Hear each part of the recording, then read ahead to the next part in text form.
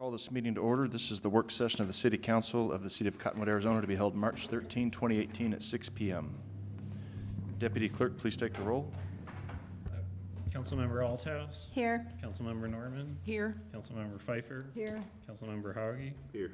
Councilmember Henry. Here. Vice Mayor Allen. Here. And Mayor Alinsky. Here, thank you.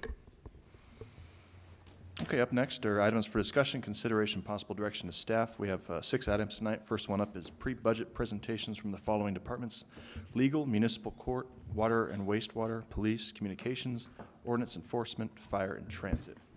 Evening. As you know, Council, I'm Kirsten Lennon, County and Budget Manager. We are doing our new process of letting you hear the goals and accomplishments, performance indicators, some challenges and priorities, and their purpose and role as their department for the year.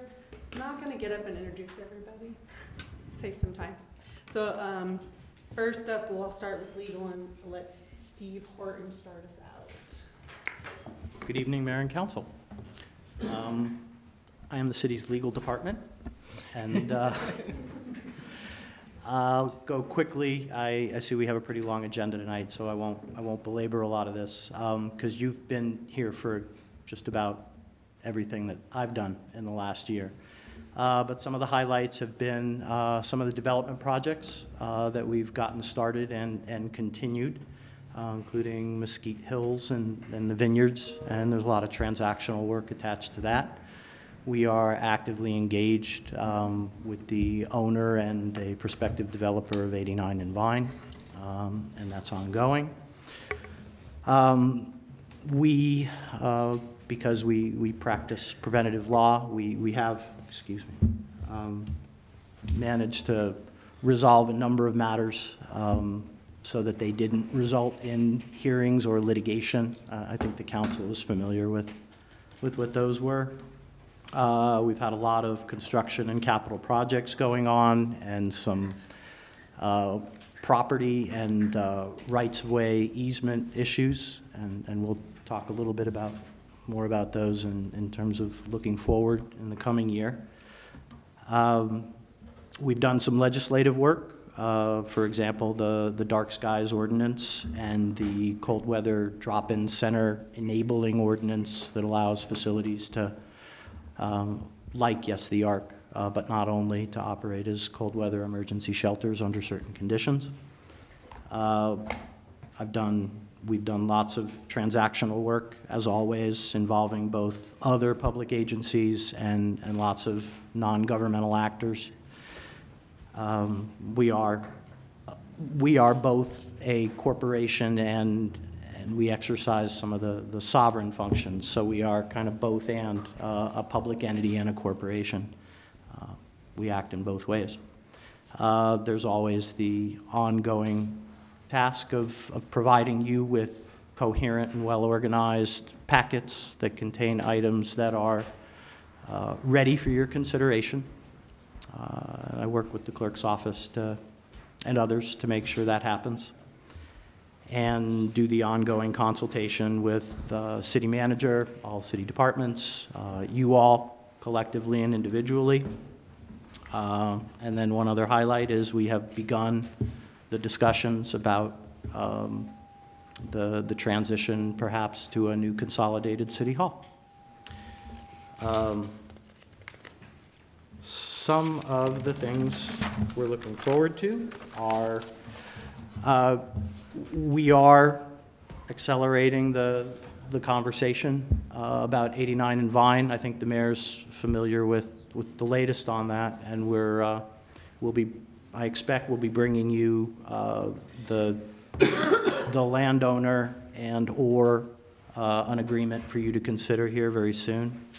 We're actively involved in the discussions following the direction you've given about the City Hall project, including starting the process of marketing, of exposing some of the property that the city would use to pay for part of that initiative to the market. We are working on some acquisitions of easements that we need in different areas. Sometimes that's really easy, and it's a matter of staff going up to somebody and getting a signature. And other times it takes an inordinate amount of time, and we're working on a couple of those, and I hope to see those resolved sooner rather than later.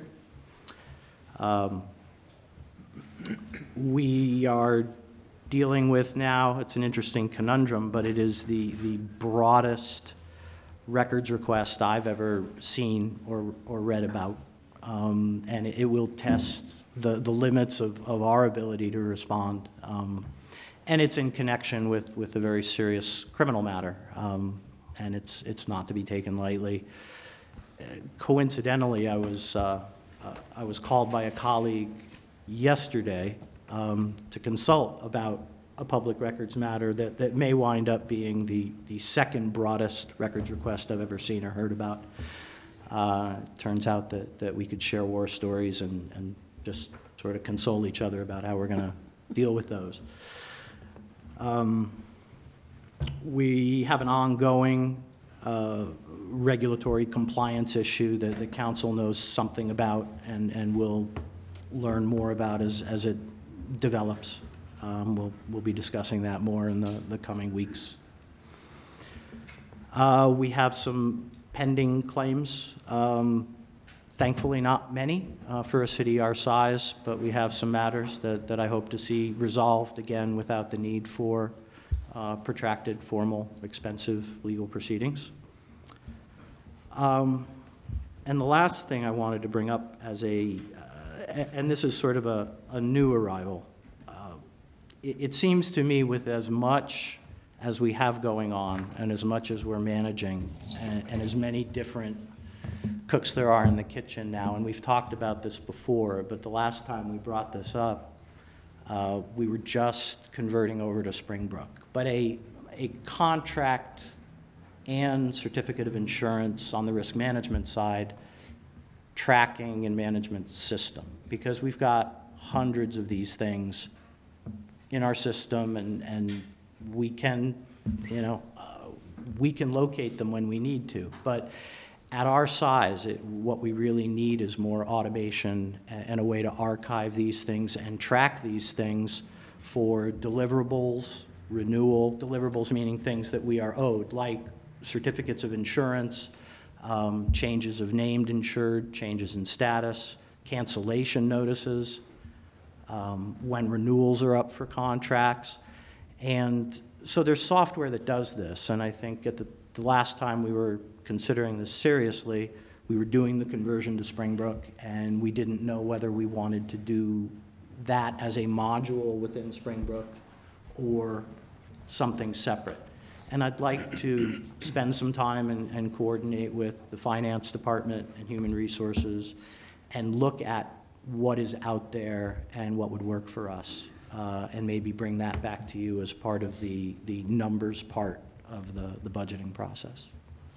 Now, would this be something that the Springbrook software could handle, like an additional service that they provide, or is this completely different? I think it's something that the Springbrook system can do. I think there might be a module within it, but from what I have learned, and I'd like to do the diligence on it, I think there's other systems out there that are better.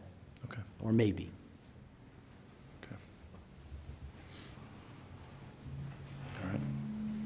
Happy to answer any questions or. Any questions for Mr. Horton? No? Yep. I would ask Helen Kirsten to let me know if I missed or misstated anything. Did a fabulous job. It's hard to please Helen. Yes. So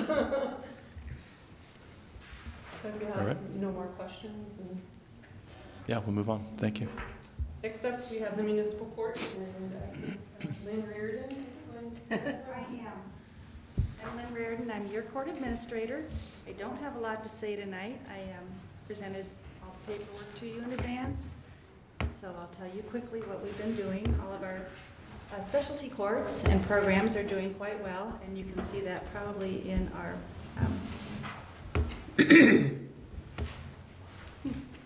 have this right here handy. In our performance indicators, we have shown where we are, and our specialty courts are doing really well. We have a new specialty program, the Court Assistance Program, that's for compliance, and I can't tell you exactly how good it's doing yet because it's brand new. It just started last month. So next year, we'll have some performance indicators and some statistics on that. It appears to be doing quite well at this time. We have done a huge software integration just recently. We went from the statewide Aztec to Ajax. It's been a challenge, but we are finding out that it's going to be a very good program, and you're looking for a software program with Springbrook that does everything that Ajax does, but it's very difficult to learn, but it will do a lot of work for you. A lot of ticklers, a lot of automatic notices. It's very nice, but it's a challenge. So one of our challenges for this coming year is to find the time and the money that we can continue learning and continue all of the education that we need to stay current with the new Ajax system and get more proficient with it. I think we're doing okay. At least the financial analyst down at the Supreme Court says we're doing very well. Some days we don't think so, but it seems to be working well for us. We are meeting all the Supreme Court mandates for security and safety that they have imposed upon all of the courts. That helps. Your budget process is helping us with that. In our capital improvement budget plan for this coming year, we have a few things in that, but we have applied for grant money for all of those things that we've asked for, and we have high hopes that we will get grant money and not need to use our court enhancement funds. Right now, we're very short-staffed, but we manage to still run a very efficient court.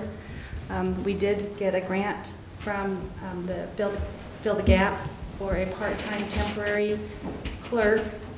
She has experience. She's worked in all of the courts, not all of the courts, but a lot of the courts here in Yavapai County. And she already had the training in Ajax, so she just walked in and was able to answer the phones, take care of civil traffic tickets. It's very, very nice. It's relieved a lot of pressure in our clerk's office with all the training and all the new software. So, do you have any questions? Is there anything else you'd like to know? Any questions for Ms. Reardon? No. So, excuse me. You're looking at needing some more continuing education in your budget to keep up with Ajax, or do you think you can? We haven't asked for any more than we had last year. Okay. I think we're going to be able to manage. We're very fortunate at the Supreme Court, knowing that everyone is going to this new statewide system. They're putting out a lot of web-based, like Skype-type training. Right. Our biggest issue with training is time, because we don't have a very big staff, so when you take 1 or 2 people out, it really kind of makes it difficult for everybody else. But they are making a lot of that available to us without any cost. That's good. To the court directly or Right. to you. Okay. Nice. Anything Okay. else? No other questions? Thank you. It's okay with you guys? I'll excuse myself. Have a good night, Ron. Good night. Very well. Thank you.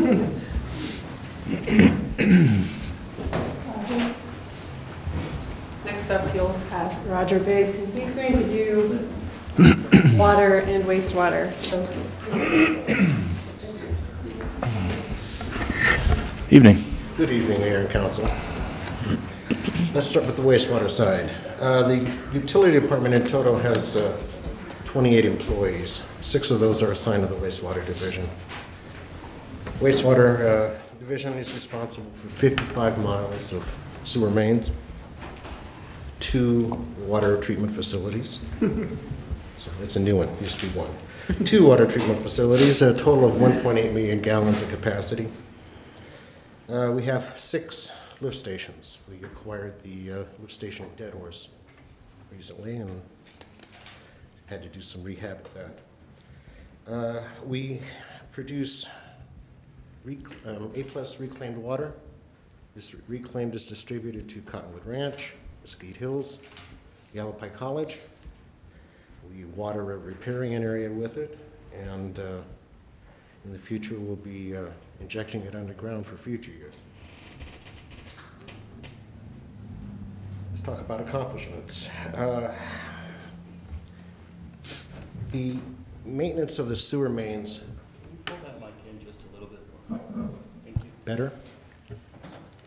The maintenance of the sewer mains is a revolving project. We clean and videotape it one cycle, 1 year. The next year we come back and we do repairs on the areas that were cleaned.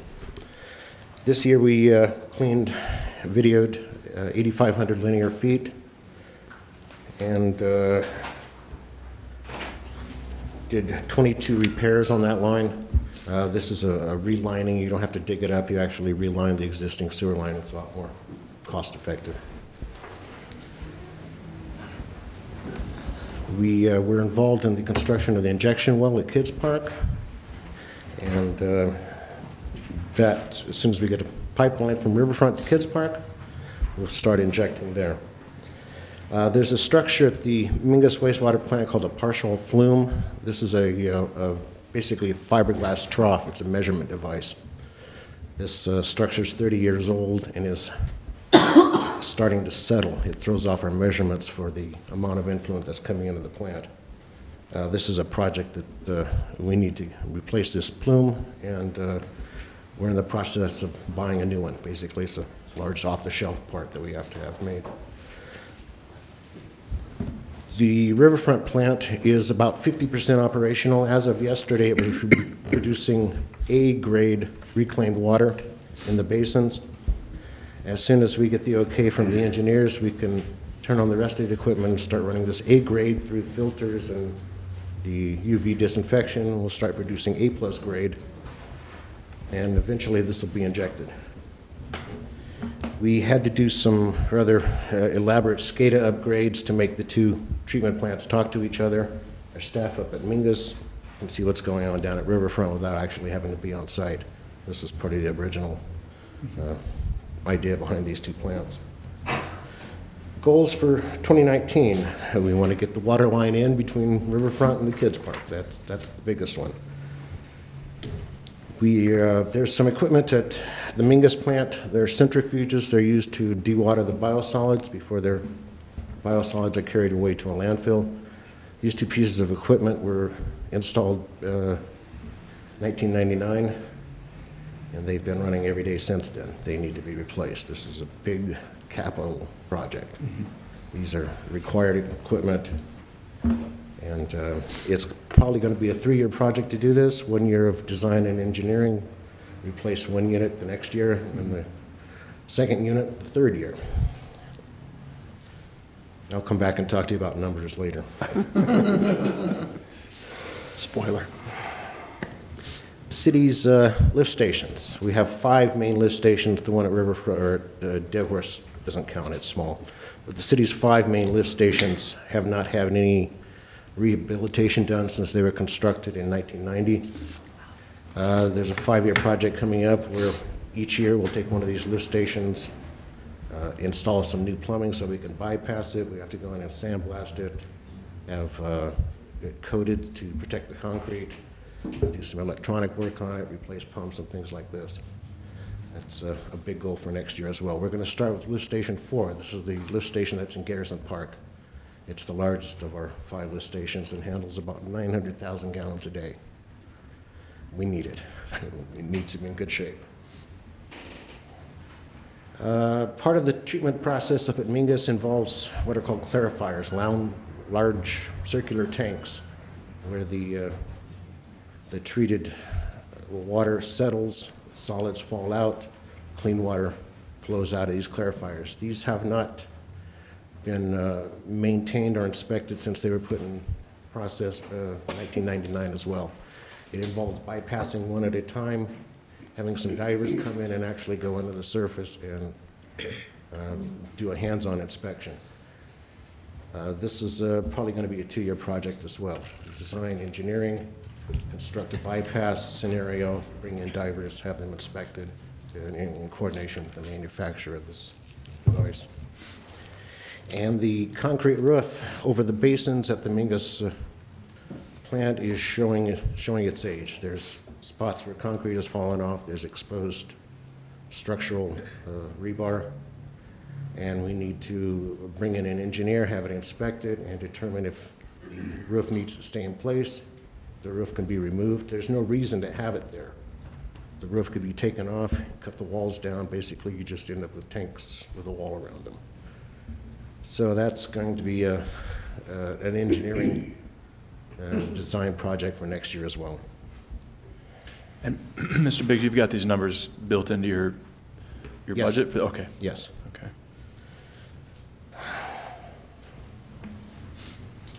Anyway, any questions about the wastewater division? Questions? No. Kristen, questions, comments? Carry on, right? Got it. On the water side of things, the water division has 22 employees, and we're responsible for the water mains in the city. There's enough water pipe underground in this town to go from here to Phoenix and back. Nice. Literally. We have 23 wells, production wells. 21 of those have arsenic, and we have 3 different types of arsenic removal systems out there. Every lift station, every treatment plant, every well site, every pump station is visited every day. There's records. I want to make that clear. These are not standalone sites. Everything has to work together, and our staff visits every site every day. We, last fiscal year, we fixed 141 leaks in the water system. That's one every 2.6 days. When I started with the system, it was roughly 2.6 leaks per day. So things have gotten much better. The water crew spent a lot of time working at the riverfront plant. They did a lot of the exterior landscaping, brought in almost 600 tons of gravel, spread that. That was done by the utility department. Goals for 2019. It's been one of our dreams to replace the water main that goes up North Willard Street, north of Main Street, right down here. Pending some easements, we hope to get that done next year. The line we're trying to replace is 2 inches in diameter. It's galvanized. It produces orange water. We've had a lot of complaints, pressure problems. This is something we hope to get done next year.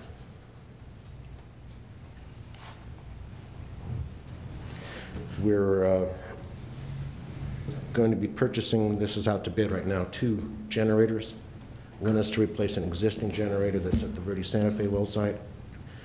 When we lose power at these sites, we also lose water pressure, which means we lose fire protection as well. So generators are critical. The one at Verde Santa Fe will be moved to a less critical site where we can operate it manually instead of automatically. And the final goal, we've been trying for years to come up with a design for a conservation design to reclaim the backwash that comes off the arsenic treatment units. We use in excess of 30 million gallons a year. It removes the arsenic and it goes directly into the sewer. What we'd like to do is come up with a method of recycling this water, pulling the arsenic out, putting the water back into the system where it can be run back through the arsenic treatment system and put back into the system. We're working with the original vendor for the arsenic units. Back when these were installed, this wasn't such a big deal, but now it's becoming more and more critical. We're hoping to reclaim water, and we're hoping to eventually remove the arsenic that's contaminating the wastewater plant. It affects the biosolids quality and disposal up there. Question, Roger. Yes, ma'am. So is this like a, when you have water at your business or whatever, and it's softened or whatever, and it runs through the filters and everything, there's leftover water? Yes. That's what you're talking about? Yes. And there are systems on the market where this water is put into a tank, the solids fall out, looks like rust, basically. And what's left over is clear, clean water that can be run back through the arsenic treatment system and back into the drinking water system. I was wondering if the technology existed. That's Yeah. great. That's good. It's reasonably simple, but it's not something we did at the original installation of these systems. Anyway, questions, comments? Any questions?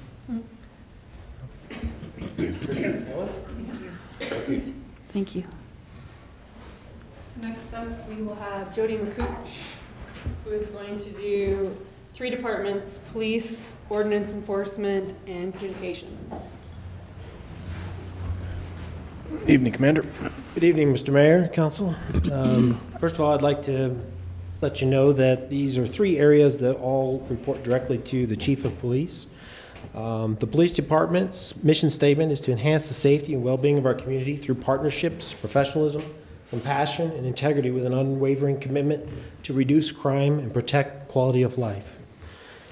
In 2018, the Police Department initiated a strategic plan that incorporates both the department's continued commitment to addressing community concerns through insightful examinations of emerging city issues and commitment to the department employees by assisting them in developing their abilities and skills to ensure ethical and progressive policing practices in this economically challenging time.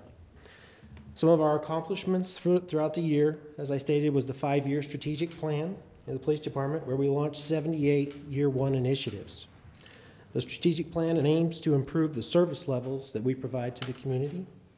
We collaborated with the city prosecutor, public defender, municipal court, mental health, and social service providers to reduce recidivism among habitual low-level offenders with mental health problems or substance addictions.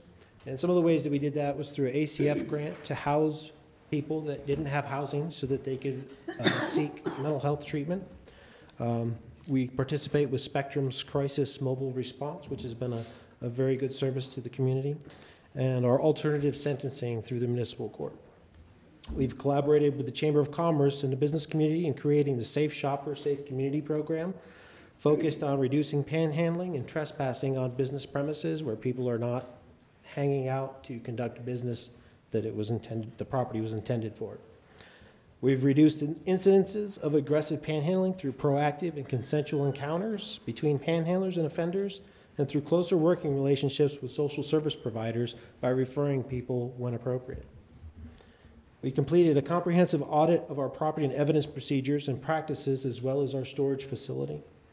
We've expanded the crime-free multi-housing program aimed at reducing crime in apartment complexes through increased participation of apartment property management companies. We obtained a new canine this year. It was grant funded, and he has received the training and certification in the state. We partnered with Habitat for Humanities and the Chamber of Commerce and MatForce to create Cottonwood Cares, a program which citizens can make tax-deductible donations and programs designed to aid those who are transitioning out of homelessness. Some of our goals for 2019 are to implement a marketing plan for our neighborhood officer program to make the citizens aware of its existence. Our neighborhood officer program divides the city into 9 different areas, and there are 2 officers assigned to each area. And the purpose of this is so that the community has someone to communicate with for low-level things that aren't an emergency, but maybe a concern of their neighborhood. It might be shrubbery growing up around a stop sign or something to that effect that affects the quality of life in that neighborhood. We want to reconcile, reorganize, and reduce property and evidence backlog as a result of our audit. Add an additional records clerk position to assist with the increased clerical and administrative workload, in addition to purging a numerous amount of records that are from years ago that need to be gone through. We want to publish a comprehensive Cottonwood Police Department annual report, which is nearing its completion and will be presented to council in the future. Acquire a dashboard module for the Spillman record management system to enhance our crime analysis in order to improve our efforts and service to the community. Review of current officers' off-duty employment practices to limit liability to the city and employees. Partner with community stakeholders in participating in mock active shooter drills. Develop a project lifesaver program that will provide strategies and services for serving community members who are at risk for wandering and getting lost due to medical conditions such as Alzheimer's disease, dementia, and autism. And conduct annual DUI checkpoint and operations in conjunction with Governor's Office of Highway Safety grants that we receive. Of our budget highlights, the first one is the strategic plan. Like I said, we had launched 78 in our first year. We were able to complete 54 of those initiatives. We had to defer 24 of those for a variety of reasons, some budgetary, some because of other community stakeholders. We also want to improve the transparency to the police and value to the community by increasing the number of programs that we participate within the community. This year we have 16, and next year we're anticipating 19. And we understand that this is a relationship and a partnership with the community, that our success depends on their willingness to share information with us and report crime. Commander McCooch, can you just give a couple examples of the programs you'd like to participate in? Yes, sir. I think that's a great idea. I think it's important.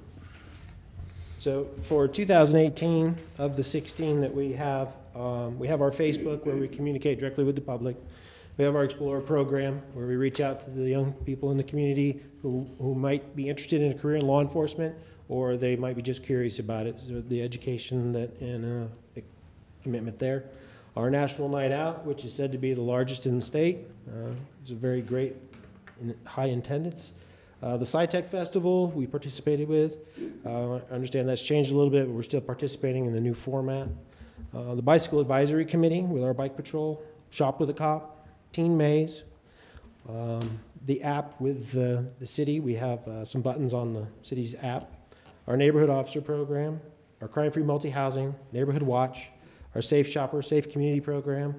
Alternative Sentencing Program. Victim Advocate Program. Our Citizens on Patrol. And a Police Chief Advisory Council. And some of the things that we're looking to add in 2019 are a one-day citizen use of force program, which would actually be conducted later this week. Project Lifesaver Program, our Spillman Dashboard, and Nixle, which is a program that helps communicate information to the public about crime information. Thank you. Yes, sir. Are there any other questions before I move on to communication? No, but if you wouldn't mind, can you give the details for the use of force training? I thought that was an excellent community outreach. I don't know if it's a program, but at least an educational tool for our community. And it's coming up, I think, on Thursday. Yes, it's Thursday at the police department. They're going to cover the legal requirements for the use of force, Graham versus Connor, and they're going to talk about the legalities of it. Decision making, we've got a couple of examples that the instructors are going to put the community through so they can understand the time intensity of making a decision when force is presented or a threat is presented for the officer to react. Last I heard, I think we had about 16 people signed up for the program, and that was the latter part of last week, so I think there's probably been a few more. Thank you. What time is it? I'll have to get back to you on that. 6 to 9. I thought it was 6 to 9. I just wanted it out there for the public. Thank you, Councilmember. Okay, any other questions? Okay, I'm going to move on to the Communication Division. The Communication Division of the Police Department is staffed 24/7, provides public safety communication services for the Cottonwood Police Department, Cottonwood Fire and Medical Services Department. Public safety communication services are provided by subscription to other area fire and EMS agencies. And the division is the primary safety answering point, or the PSAP, which is a primary 911 answering point for the city of Cottonwood and the unincorporated areas around Cottonwood, Cornville, Village of Oak Creek, Lake Montezuma, and Rimrock areas, as well as specified cell towers throughout the Verde Valley. Some of their accomplishments for 2018 was to successfully implement strategies designed to recruit and retain quality employees, such as the revalidation of Critical software that they use for more objective testing of communication specialist applicants and placing more emphasis on employee recognition, professional training in the communications profession. Being a dispatcher, primarily a fire and police dispatcher, is a very difficult job.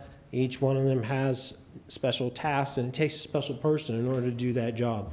They go through 6 months of on-the-job training, and it's very intense. And as you know, when emergencies come out, they can also be very stressful to the person. So they've had a very difficult time identifying candidates and keeping candidates that want to do that job. So we hope, we're always learning, and we take the feedback of every applicant, and we try to take that into consideration as we move forward to try to get people trained into those positions. Standardize the process using the International Academy of Emergency Dispatch protocols for fire, EMS, police to ensure accurate and complete information is obtained. That's a program that basically runs the call taker through a series of questions depending upon the type of incident that's being reported to ensure that all the information is collected and it's standardized. Decrease the response time for a call to be dispatched to first responders at the police and fire departments by streamlining call taking and dispatching processes. They've enhanced emergency preparedness through participation in training, work group meetings, policy group meetings with the fire and medical department and other stakeholders. Some of their goals for 2019 are to obtain accreditation with the International Academies of Emergency Dispatch, establishing the Communications Center's superior performance in training, quality assurance and improvement processes, medical oversight, and compliance to protocol. The accreditation process will take 5 years to complete and requires meeting the accreditation performance standards for emergency medical dispatcher, emergency police dispatcher, and emergency fire dispatcher. Upon successful completion, the Communications Center will be awarded the Accredited Center of Excellence designation by the IAED. They want to evaluate and improve where needed, the ability to disseminate crucial public safety information to the public using the emergency notification system. They want to adopt testing requirements for hiring new employees as well as for current employees recommended by NENA, National Emergency Number Association Standards for Public Safety. Collaborate with various city departments to minimize service interruptions and downtime of essential systems such as our Spillman dispatch and reporting software, radio infrastructure, and also per the adopted standards of the National Fire Protection Agency of the backup power. And their performance indicators relate to obtaining accreditation through the IAED. And so 2019 would be their first year of reporting for that accreditation. Any questions for communications? I just had one. You touched on the standardization of the call processing and our goal to increase the response times for calls to the first responders. How do our response times compare to other similar communications or dispatch organizations? That's a good question. I'm unable to answer that question at this time, but I'll get with the communications manager and we'll get that answer to the council. Thank you. Any other questions? Okay. Moving on to ordinance enforcement. The Police Department's Ordinance Enforcement Division responds to calls for service regarding zoning and code violations, as well as enforcement of animal control regulations and ordinances. Officers make contact with complainants, violators, and other discontinuance, removal, alteration of conditions which violate city code and zoning ordinances. For accomplishments in 2018, they assumed primary responsibility for code enforcement with the city of Cottonwood. Previously, the animal enforcement and ordinance enforcement officers, that's a similar title, were out there primarily working animal control, and when they observed an ordinance enforcement, they would work and report that. What we've done recently was we've separated one of them to do primarily animal control and the other one to do ordinance enforcement. As a benefit of that, there's been an increase in enforcement and mitigation, along with resolution for some long-term code violations. So we're seeing some progress there. We're excited about the way the new reorganization is working out for both departments. Fiscal year 2019 goals was increase proactive code enforcement efforts in contact with violators as well as complainants by educating about city ordinances, their rights and responsibilities. Encourage the voluntary compliance with city ordinances by addressing their violations, providing corrective measures, and raising awareness of available and appropriate resources helpful in resolving those violations.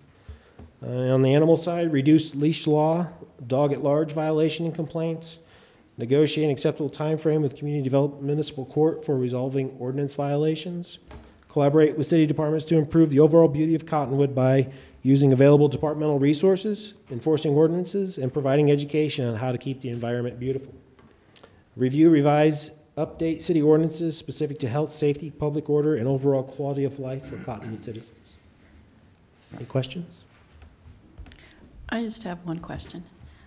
I'm looking at the performance indicators, and I just want to make sure that this is correct. We have, under the first one, it says program for civics groups, which is increased greatly. It said cruelty cases. I'm assuming cruelty to animals.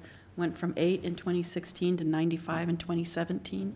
Is that due to more proactive work by the officer, or just we had this huge increase? From my perspective, I would say it would be the increased work by the officers, but I would have to research that with the animal control just to find out what the great deviation is there. I was just curious. Thank you. Okay. As far as ordinance enforcement, we're still running on a reactive system, isn't that correct? Or are we taking more of a proactive stance now with ordinance enforcement? Mr. Mayor, the reorganization has made it so that the ordinance enforcement officer is primarily ordinance enforcement. He can help the animal control officer when needed, but he is primarily proactive, going out into the community, seeking violations versus reactive. Okay. We've had a proactive program for about the last 10 years. Any other questions? Thank you. Thank you.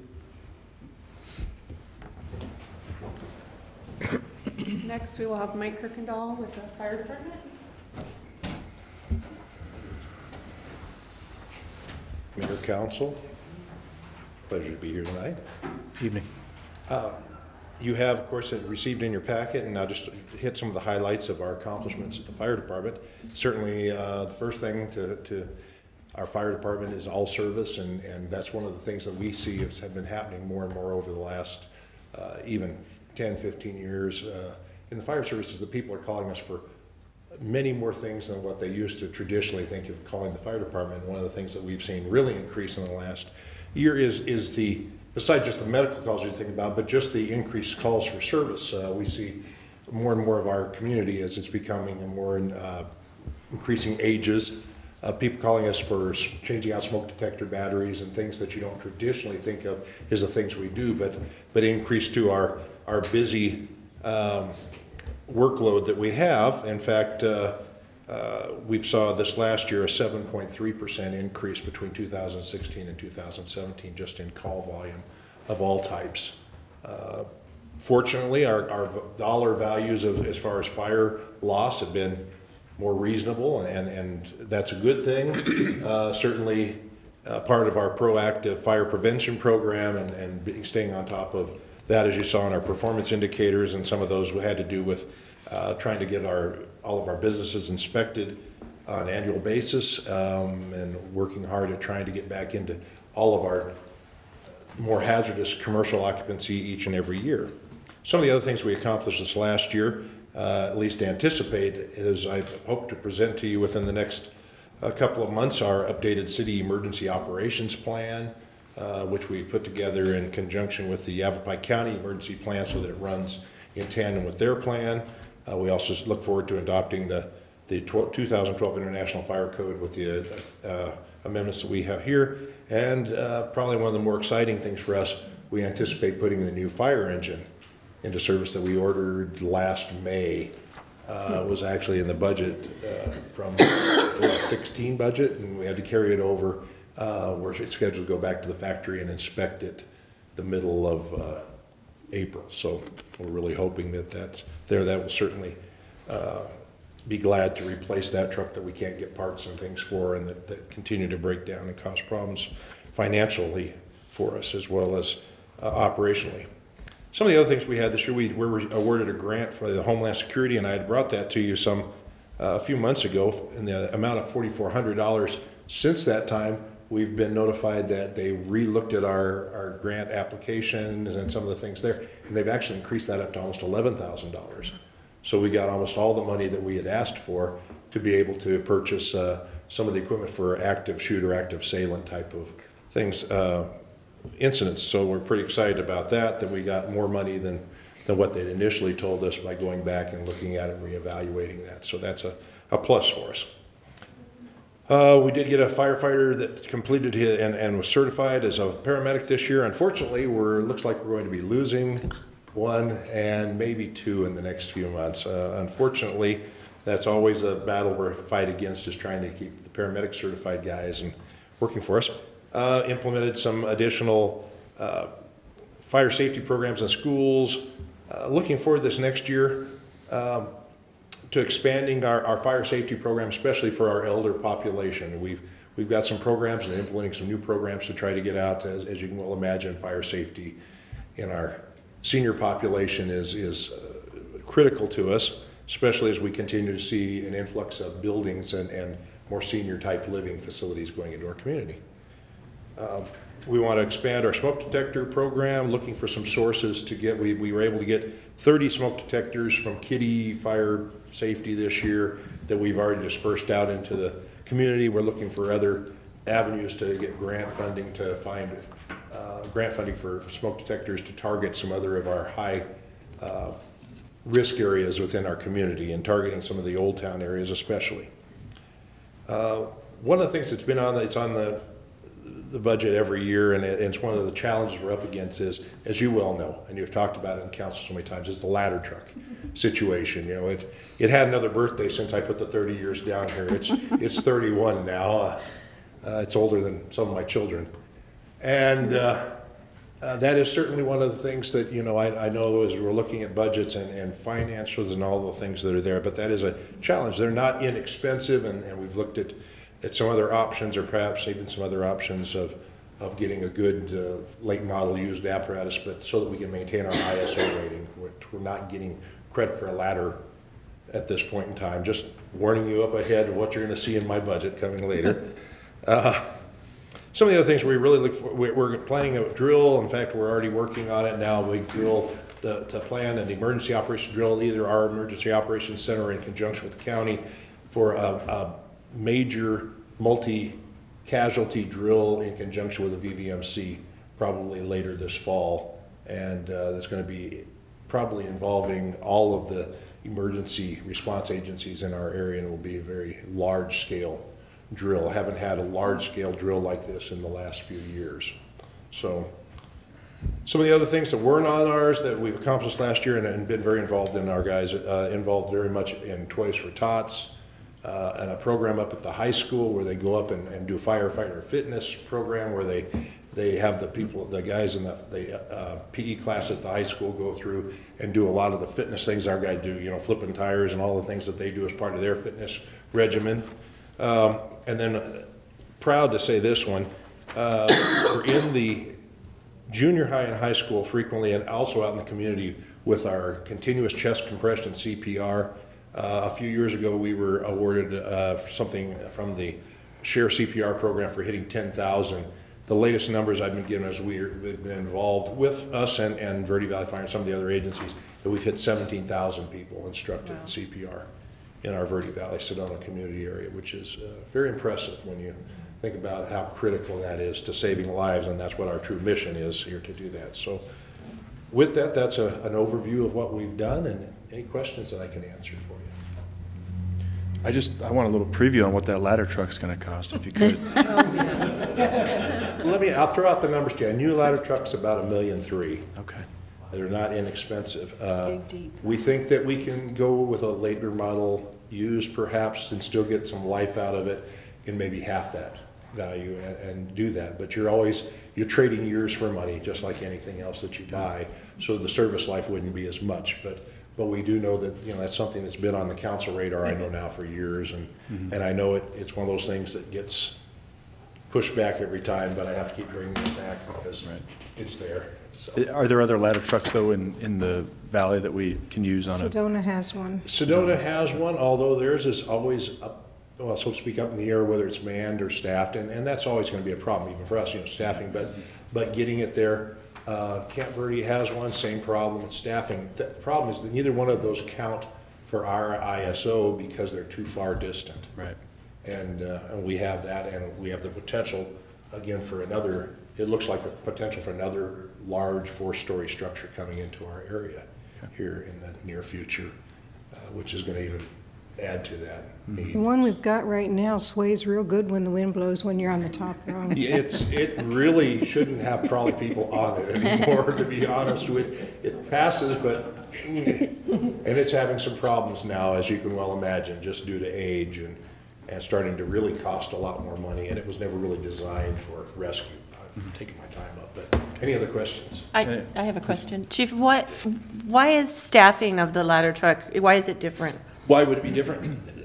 Because Sedona, just like us, you staff your engine companies, and if they don't have enough, up in Sedona, if they don't have enough guys on duty, you know, they're down for the guys, they have to leave up staffing of something. And ladder trucks don't go out traditionally as often. For us, it'd be the same thing. We'd have the ladder truck, and we would move people over to it when we have a call that needs the ladder truck. But it wouldn't be something that we could staff right now unless you guys are just find a whole bunch of money. So it doesn't require any special No, skill set or anything? Not special skill set. Shifting people? There's training that goes with the ladder, but our guys train on that. You know, it's just, it's not that kind of thing. It has more to do with just the ability to have enough people to staff it. Okay, thank you. Any other questions? Thank you, Chief. Thank you.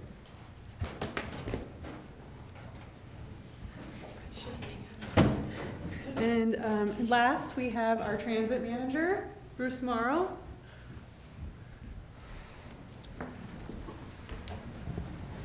Well, I can't offer anything like $1.5 million truck.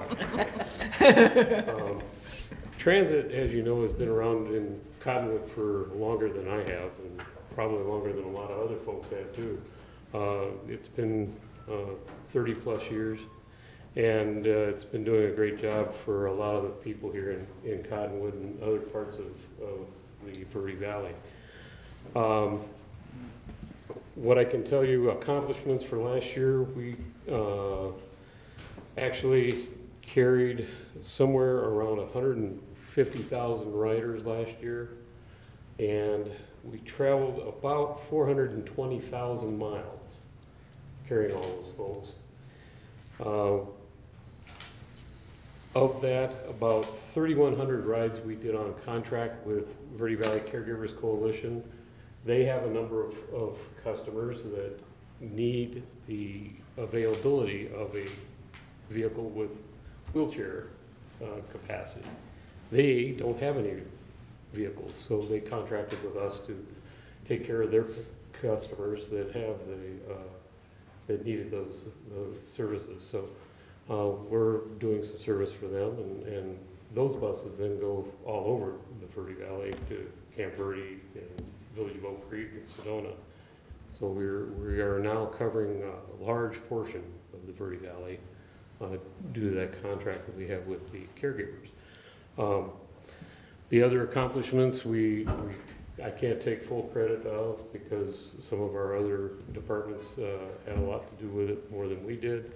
The sidewalks in front of Safeway got put in, mostly because we had to make the 2 bus stops there across from Safeway ADA compliant. We were able to get funding through grants to make those compliant, and in the process we got the sidewalks put in as well, so that was a plus. We worked with Spectrum to get the shelter put in front of their building there by Maverick, also with the help of the Public Works Department. So we managed to get a couple of really needed projects done with Public Works and because of our grants. So those are some pretty major accomplishments, I think, that needed to get done, and we were able to finally get done. Mr. Horton did a lot of work for us as well to make sure we got all the right-of-ways and all the clearances that we needed as well. So it was a big joint effort with a lot of city departments working on that. Coming up for next year, we're continuing to work with Sedona. They have some major projects coming up due to their new tax in fixing some of their transportation issues with the uptown area. Part of that is potentially adding some transit with going up into Oak Creek Canyon. Right now, they're trying to figure out what's the best options for making that all possible. I don't foresee anything happening next year regarding transit, but we don't know that for sure. But we're keeping our options open to see what that's going to happen. For us, we're looking to add a new position of a safety supervisor. It's a position that's been needed for some time. We have a number of things that we're going to be using that position for, primarily training. Also going to use that also to help our safety department here within the city to go out in other areas. We have other departments that also have CDL drivers. We can use this position that's going to be mostly funded by our grant to go into those other departments and do training as well.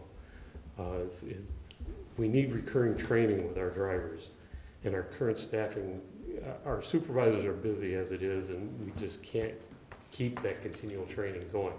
So I've put in and applied for additional funds in our grant to cover that position. So that's one of our big pluses that we're trying to get in this year, this coming fiscal year.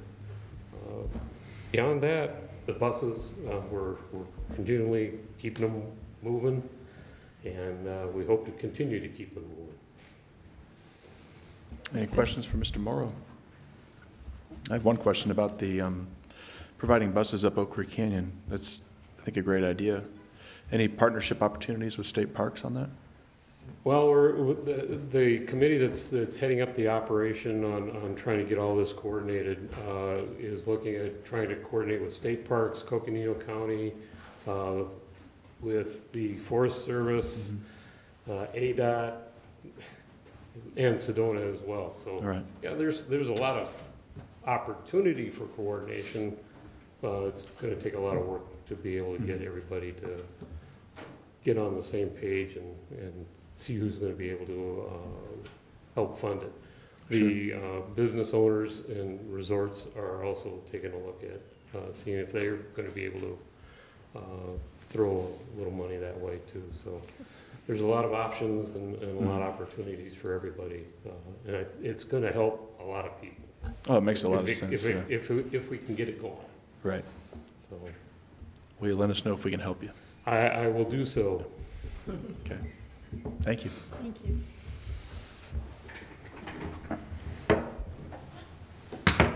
That settles that. Anything else to add? We will be back at the next work session with a few more departments, finance, HR, purchasing. Thank you for your time. Okay, very good. Thank you. Thank you. Okay, up next we have interview of library board applicants. We have Margo Mitchell and Nancy IMUS here with us tonight. And of course, we'll have Amanda Wilbur present this. Thank you. Yes. Good evening, Mayor and Council. Amanda Wilbur, HR Manager. As we discussed at the last meeting, we have 4 seats available on our Library Advisory Board for Cottonwood residents. We received 6 applications. We went through the blind matrix process. We interviewed 4 of the applicants at the last council meeting, and we have the 2 remaining applicants at this meeting here, Margo Mitchell and Nancy IMUS. You should have your interview questions in front of you. Do you have any further questions from me before you interview your 2 applicants? No, again, just to clarify, the other committees already scored them, and we're just going to combine the scores from tonight with the other scores and then make a decision at a future council meeting on those appointments. And I'm going to step down again. Okay. Councilmember Norman is on the committee that scored you earlier, so she's going to step down. Okay, so I'll call you in order as it's presented here in our packet. We have Chairwoman Margo Mitchell up. Yes, please, if you could come up to the podium and make sure you speak clearly into the mic so that we can pick you up. Thank you. Can you hear me? We can hear you. Good evening. Good Thanks for evening, being here Mayor this evening. Council. So we have 3 very simple questions for you. Good. First one is, please tell us why you wish to serve on the Library Advisory Board. I see the library as being a very, very important part of this community, in any community, but particularly here, I think it's very important. In the time that I have served as a volunteer and being on the board for several years, I have seen a growth in the numbers of people that come to the flock, basically, to the library. And it's a wonderful place to be. I'm never there for any period of time that someone will come up that is not involved with a library and thank us for the great library that it is and so forth. And I like being part of that very much. I think it's a very important asset here. Right. And the next question is, what are your specific qualifications for the Library Advisory Board? Well, I have volunteered for the library for probably more than 10 years. And during, I think it's at least 5 years I've been on the advisory board. I'm familiar with much of the way the library works, and I think probably the biggest asset that I have in order to be qualified is that I have that desire, that need, that pushing thing that's be there, that it's important, and I want to help with that. Great. And then last question is, what do you hope to accomplish during your appointment? Well, I think we all know that the library is facing a lot of challenges in the next few years, I'm sure you've all discussed that. And I would like to see that as a board member, part of the advisory board, I would like to see us really focus as a group to make sure that things are going well in that direction so that we don't drop back, but that we can stay where we are and go beyond that. Very good. Do you have any questions for us? I don't think I do. Okay. All right. Thanks for being here this evening. Thank you. Thank you. Thank you.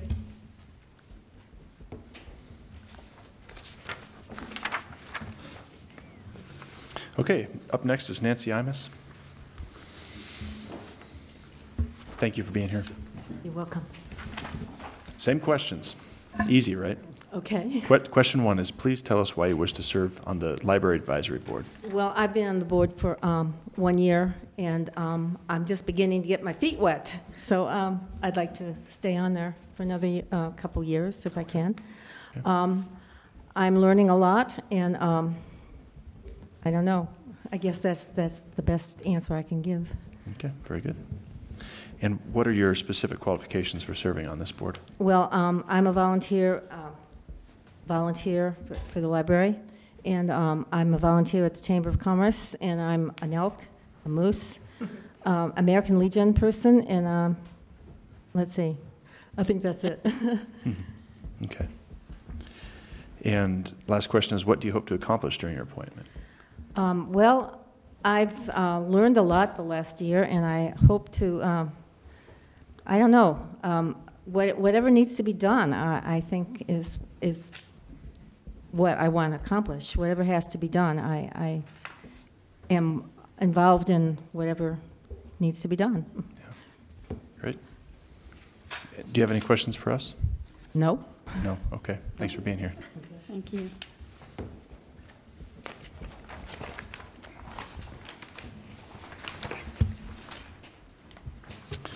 Okay, so again, we're going to add these scores up with the other scores from the other committee that scored you and make our decision at a future council meeting. So thanks to you both for being here this evening. And I'm always very impressed with the Library Advisory Board.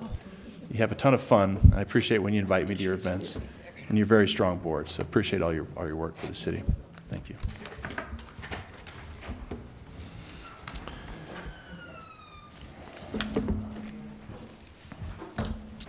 Okay, then up next is discussion and direction regarding possible consolidation of the Cottonwood Municipal Court with the Verde Valley Justice Court and the Clarkdale Municipal Court. Good evening, Mayor, council members. Judge Soto, if you wouldn't mind if I could just introduce this item before you stand up.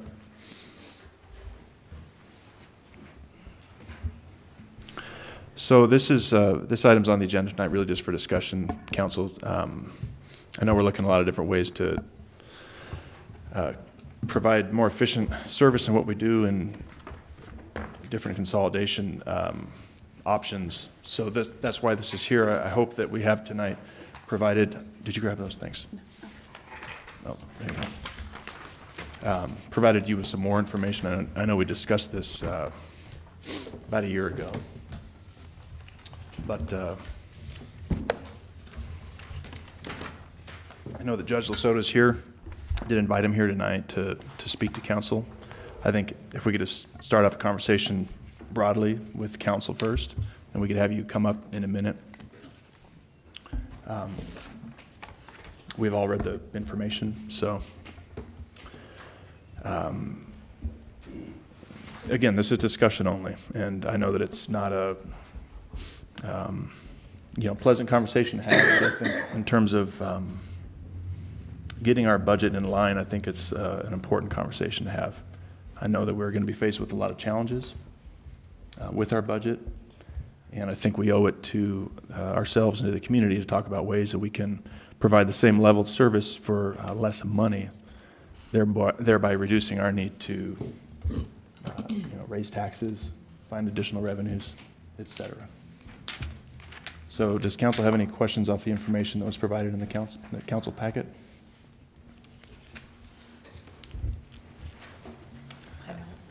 No? Not yet. Okay. I think I have a question. Hold on. Sure. Or maybe just let other people come up, and then I'll ask my questions at the end if they don't get answered. Sure. So would you like to have Judge Lasota then come up and address council? Whatever you guys. Okay. I'd like to hear from the judge. Yeah, please. And thank you for being here tonight. Thank you. Sorry for interrupting. No, not at all. Not at all. Good evening, Mayor and City Council members. Judge Lasotta from the Municipal Court. I sent you guys care packages, so I won't reiterate everything that's in those since we have limited time. But I would like to discuss a couple of points. Does everybody have the filing statistics that I provided to everybody? And I'm going to go over those for now. Would it be handy for anybody to see one now as I'm going through information on that? Anybody else? I'll take a copy. Thank you, sir. One more, Judge. Oh, thank you, sir. You know, a lot of figures you were given before go through fiscal year 2016, but as you can see on this list of filings, things have gone up a lot since then. If you start looking at, say, it goes by year across the top. If you look at this fiscal year 2016 versus fiscal year 2017, and you start in, say, July of 2016, you see that cases start going up at that point in time, a little bit at a time, but then in September of 2016, it goes from 163 cases to 269 cases a month. And October of 2016 to 17, it goes from 141 to 247 cases a month. That's a 100 case increase. Then it goes from 211 to 257. That's a 46 case increase. Then it has a little drop in 1 month, which is December, which is vacations and things like that. Sometimes keeps the numbers down. It drops slightly from 242 to 187. But then look what starts happening in 2018, as we're getting more fully staffed at PD. And right now, they're still down 2 officers, and there's going to be 2 more coming on to replace those. So the numbers could be even higher than this. And we went from 202 last January to 348 this January. That was a 68.75% increase. And then went from 99 last January to 273 cases. That's like a 275% increases. Down a little bit lower, Judge Reardon has fiscal year anticipated total of 3,028. That's averaging, taking the 8 months in this fiscal year, and assuming that when you add those together and get an average per month, that it runs true through the rest of the year. Now, if somehow the cases in 2018 are the more true indicator, and it stays up at those levels, then we're looking at 3,600 plus cases that we'll have. But even just a number of 3,028, we're already at 2,000. We're already at 2,000, and last year for the whole year, for the fiscal year 2017, we're at 2,394. So we're already over over. And next month we should hit that, and then we got another 3 months to add on to that. But, you know, the analysis that Mr. Bartosh had and later on in the packet where he talks about the number of cases per full-time employee, that's based on figures that go from the 2015 to 16 year, I believe, or maybe 16 to 17, but it's not including what the current figures are. And his numbers were 597.25, but if you use all the current numbers, that ends up being 757 per full-time employee as number of cases that each would have to handle. I'll give Mr. Bartosh a copy of this too, so he'll have that.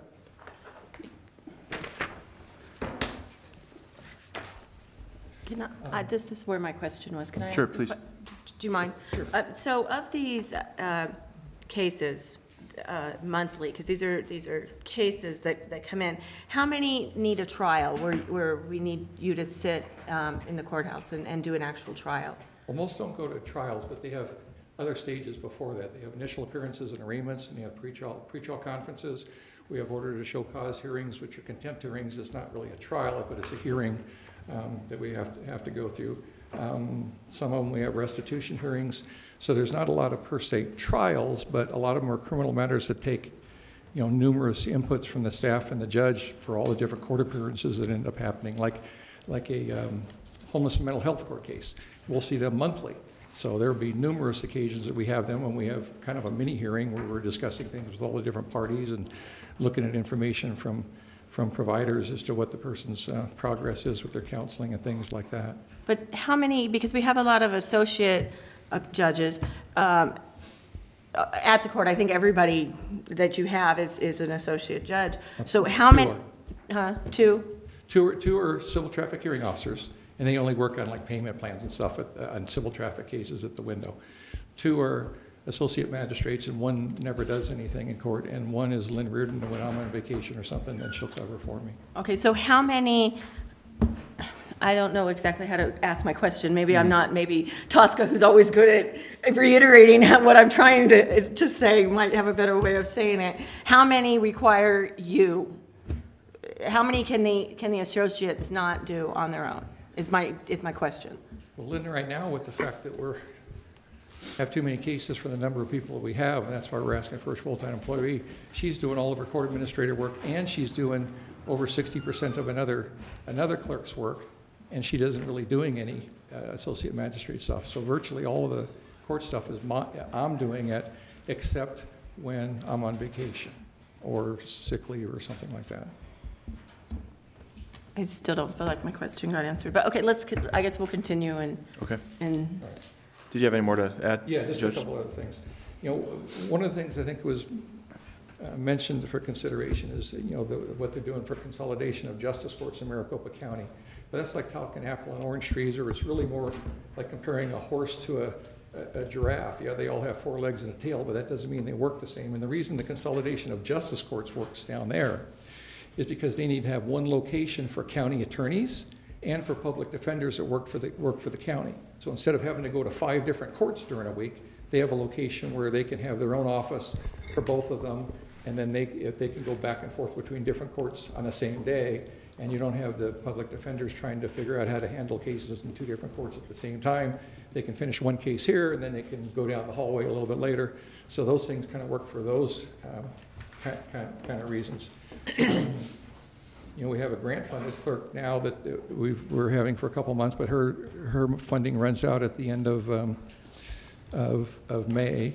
But she's here today in case the court has any questions for her, because she has extensive clerk experience helping courts throughout Yavapai County, and she has some tremendous insight regarding how consolidated courts operate, the problems with consolidated courts, and the expense and mess you get into when you get out of a consolidated agreement. So she's here tonight, Diane Burke, if you have any questions for her. And just briefly, a couple of comments on the agenda item. You know, in the large paragraph, it talks about the fact that the cost to each entity would be primarily based on the percentage of cases handled by the court. That's not what they do in Prescott, which is the model. You still have to have the judge get paid a salary. You still have to pay all the city clerks and everyone their same salary, so it's not based on a percentage. They're still treated as their own court for having all those extra clerks and everything. plus they have an extra bailiff that the city would have to pay for a cost of. Oh, and there's a finance director too that they have at the Justice Court, which is an extra salary that the city would have to pay for a portion of too. So when you add all those extra costs plus all the pro tem costs that end up happening with the Justice Court, you end up spending about the same as you do anyway.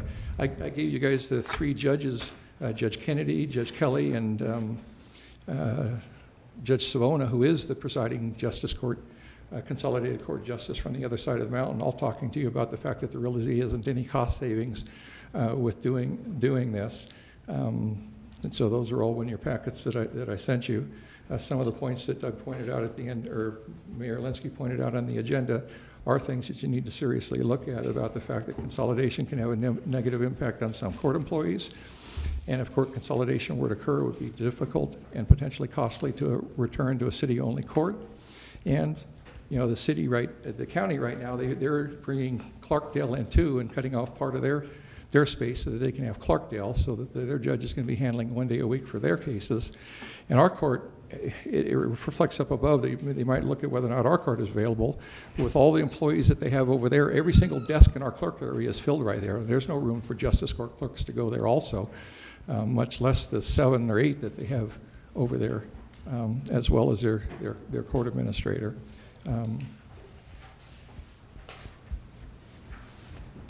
You know, there are some things that, you know, that were proposed last year that the city's never considered, where I gave you ideas of how you can do additional revenues. Nobody's ever followed through on that, and that's something that I told you guys had to take the lead on, either you or legal counsel or Mr. Bartosh, such as cost of prosecution and fees and that type of thing. So I told you different ways you can increase revenues last year. Nobody ever did anything with that, but those are still things that you can do to increase revenues to make up for the difference. And a lot of the differences can be made up from the fact that all these extra cases are going to have revenues with them. At least half of them are going to be civil traffic cases, and most of those end up doing like defensive driving school or pleading guilty, and there's at least $100 or so in fine money per case that come off of those.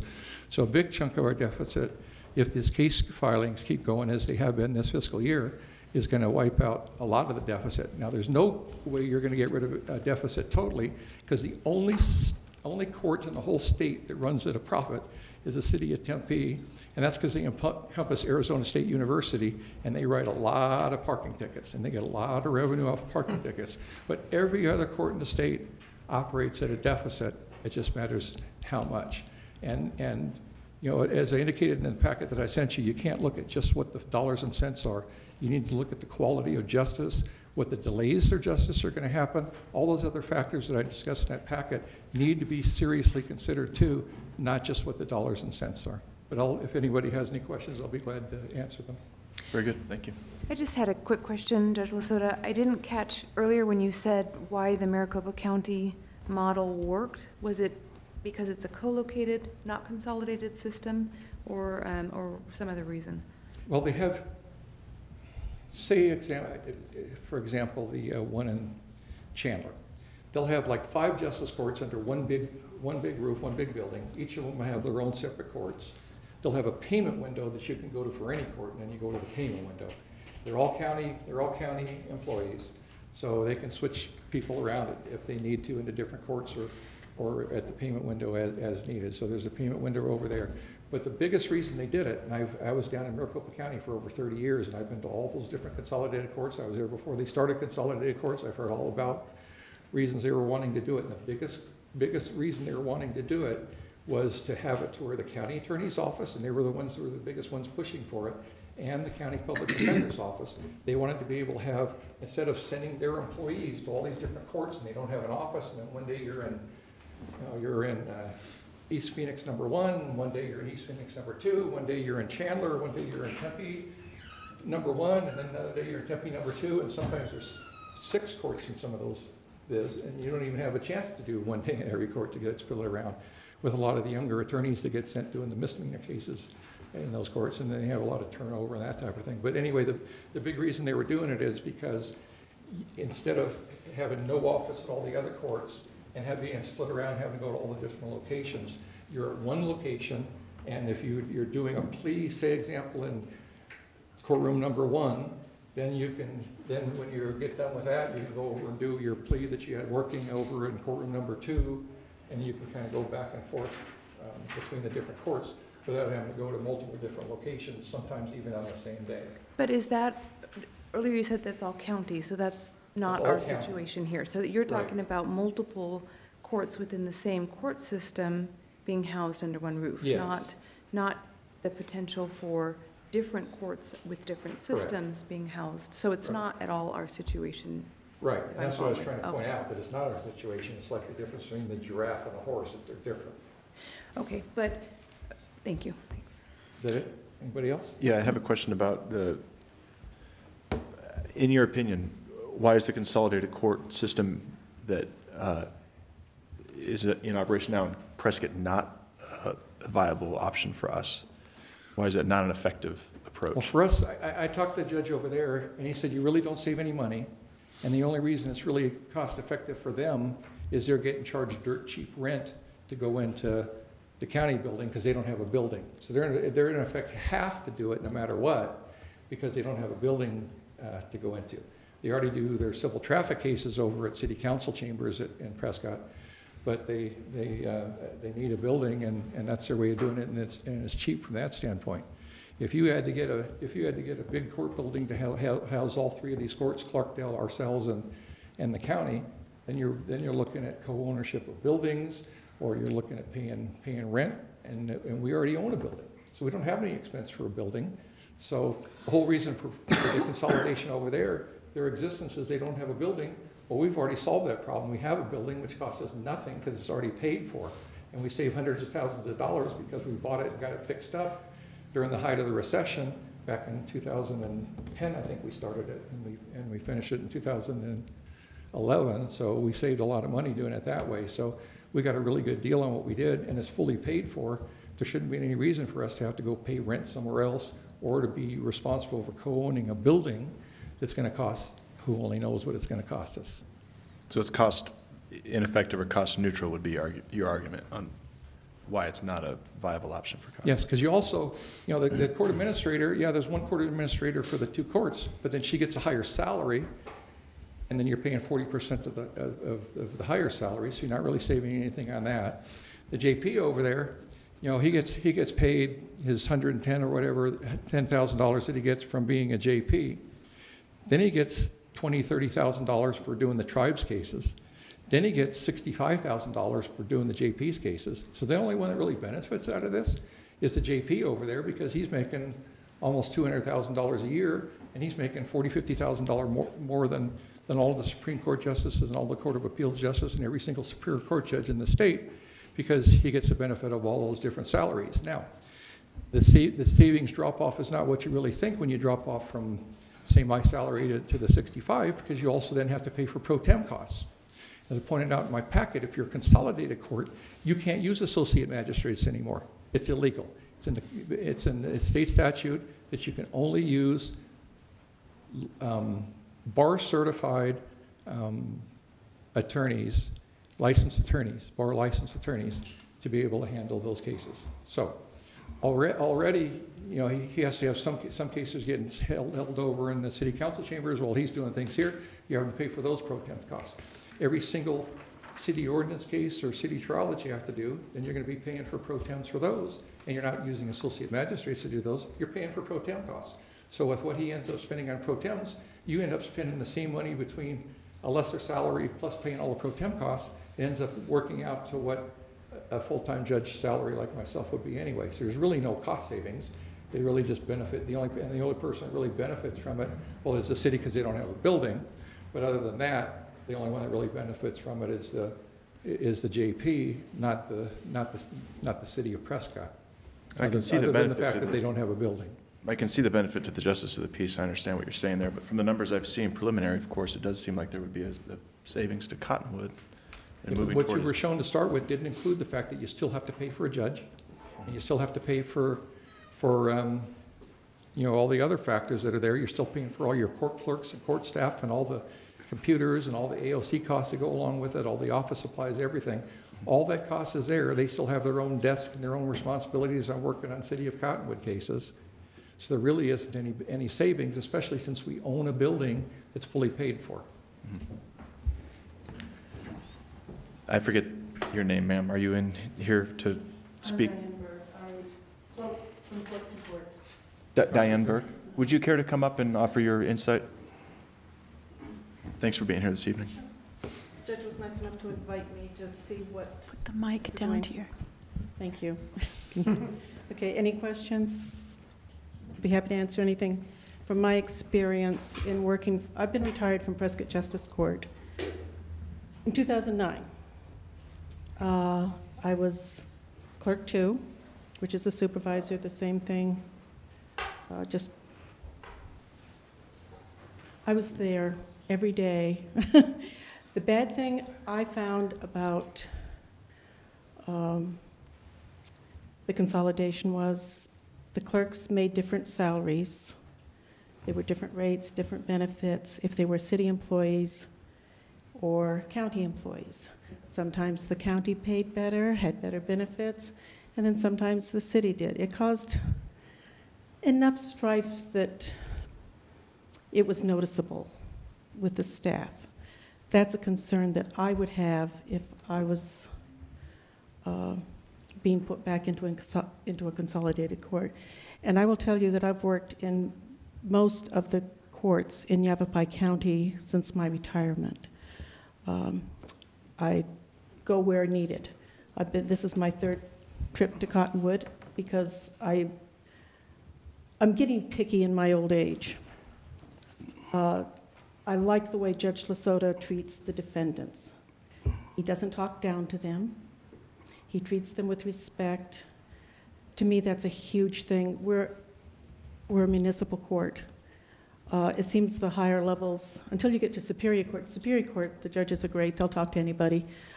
But sometimes we get a little robitis, we like to call it.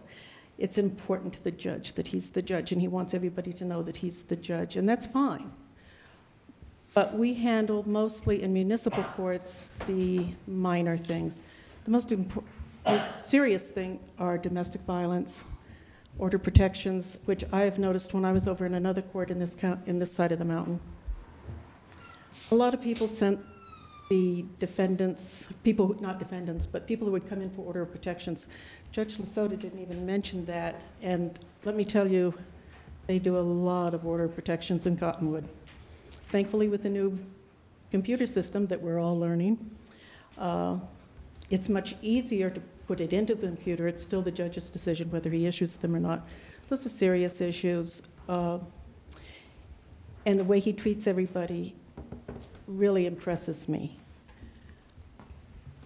I just like the way he treats people in his court. He talks to them, not at them.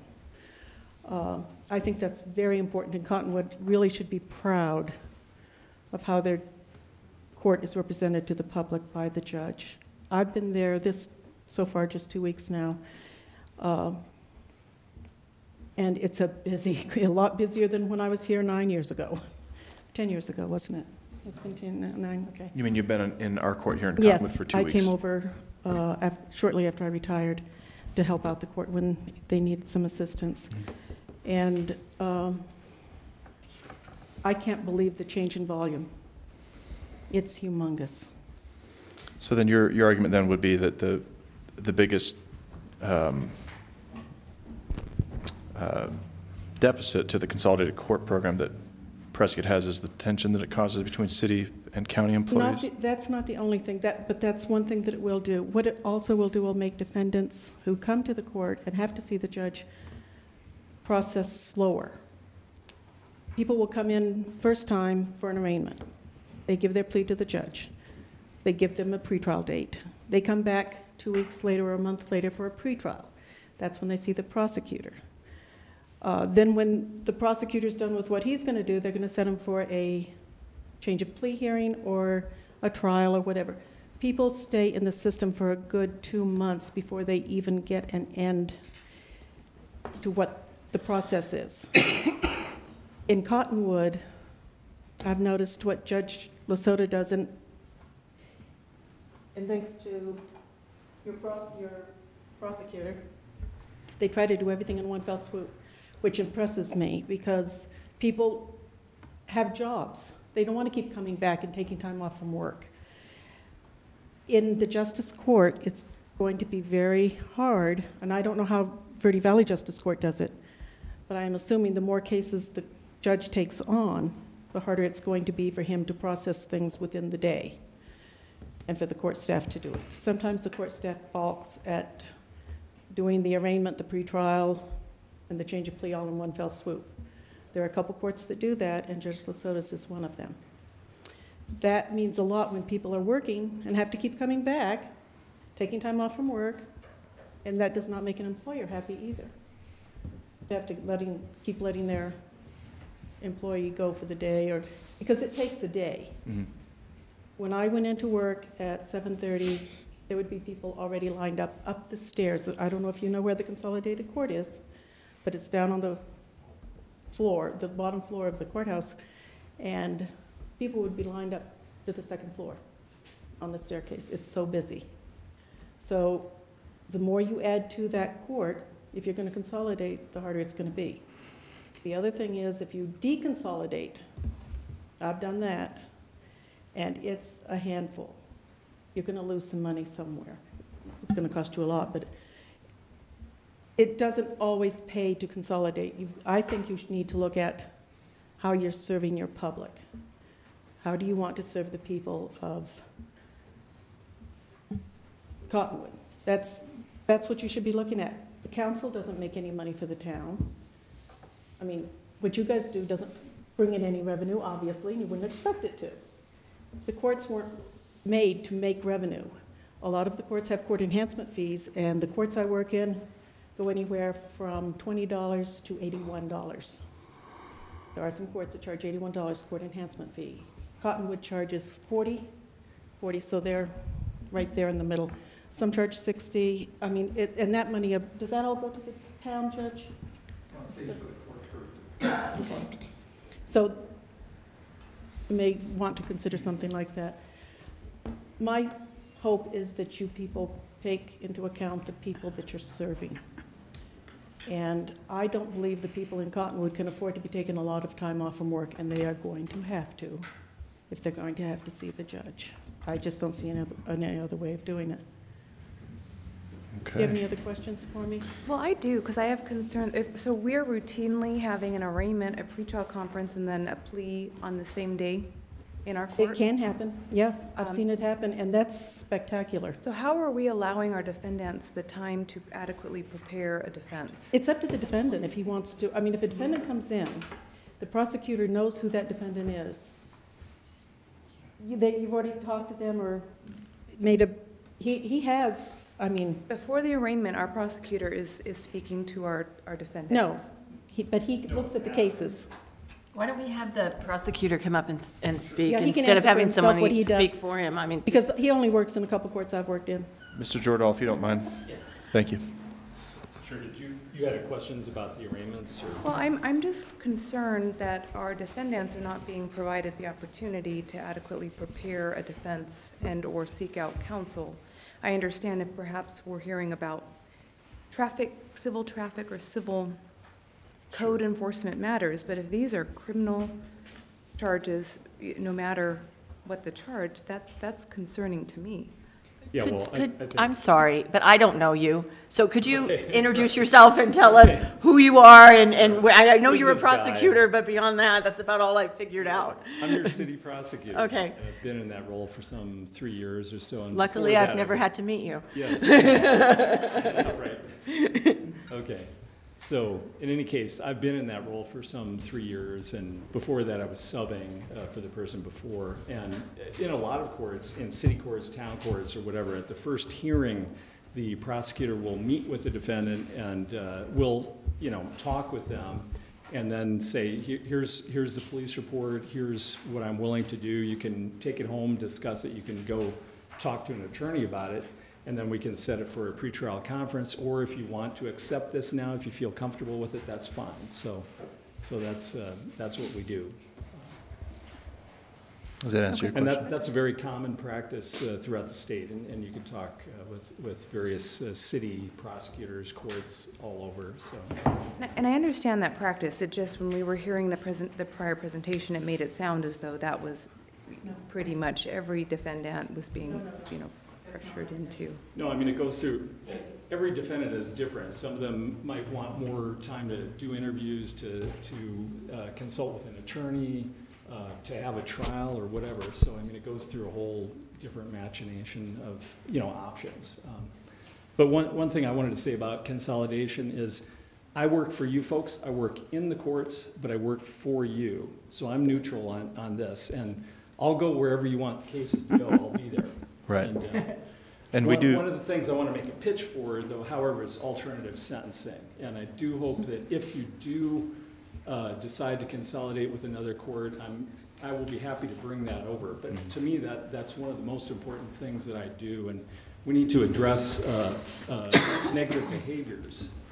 And that's what we do. We're about behavior modification, hooking up people with spectrum, making people work their plan, having a review hearing. So whether it's whatever court it's in, I really ask that you make sure that transfers over. So I appreciate that. I have a couple questions for you. I think the alternative sentencing program is fantastic here. I think we've got good track record with that. So I would hate to see that go away as well. So we contract with you for prosecution, but you work for other courts? Actually, yes. I'm the Clarkdale prosecutor too. So I'm working with Gail, the city manager over there. I know that they're talking about co-locating, and that may be the building in Clarkdale. I don't know if you've seen it over there. It's just completely inadequate. When they extended the contract to me, it was about a little over a year ago. There were people waiting outside. It was 100-degree weather, and in the sun, there's no shade. And so they're looking at, my understanding is this is one of several options. They haven't made a decision yet, but they're looking at it, and there's a difference between consolidation and co-location. Co-location being more like renting space and using the services of Judge Lundy, and that may be very appropriate. And, but whatever you folks decide to do, I hope people's emotions run high and all this, but I hope that you dispassionately just look at numbers, look at what's important to you as a community, and make that decision. I'm happy to provide input when asked. So great. Thanks. Thank you. I'm not letting you off the hook just yet, though. Sorry.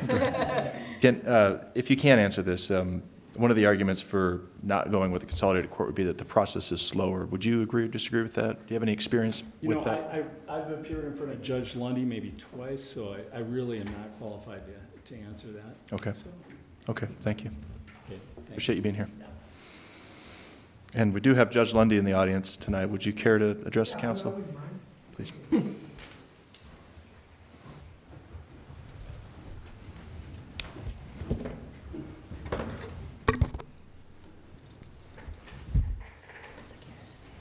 Hello, I am Bill Lundy, Judge Lundy, your elected Justice of the Peace since January 1 of 2003. I've never been in front of this body, so I thought I'd tell you a little about myself if you'd indulge me. I live full-time in Sedona since 1994, and today the plumbing and stucco was completed and we are ready for the next inspection for our new home my wife Wendy and I are building in the village of Oak Creek. Wendy's sitting right over there.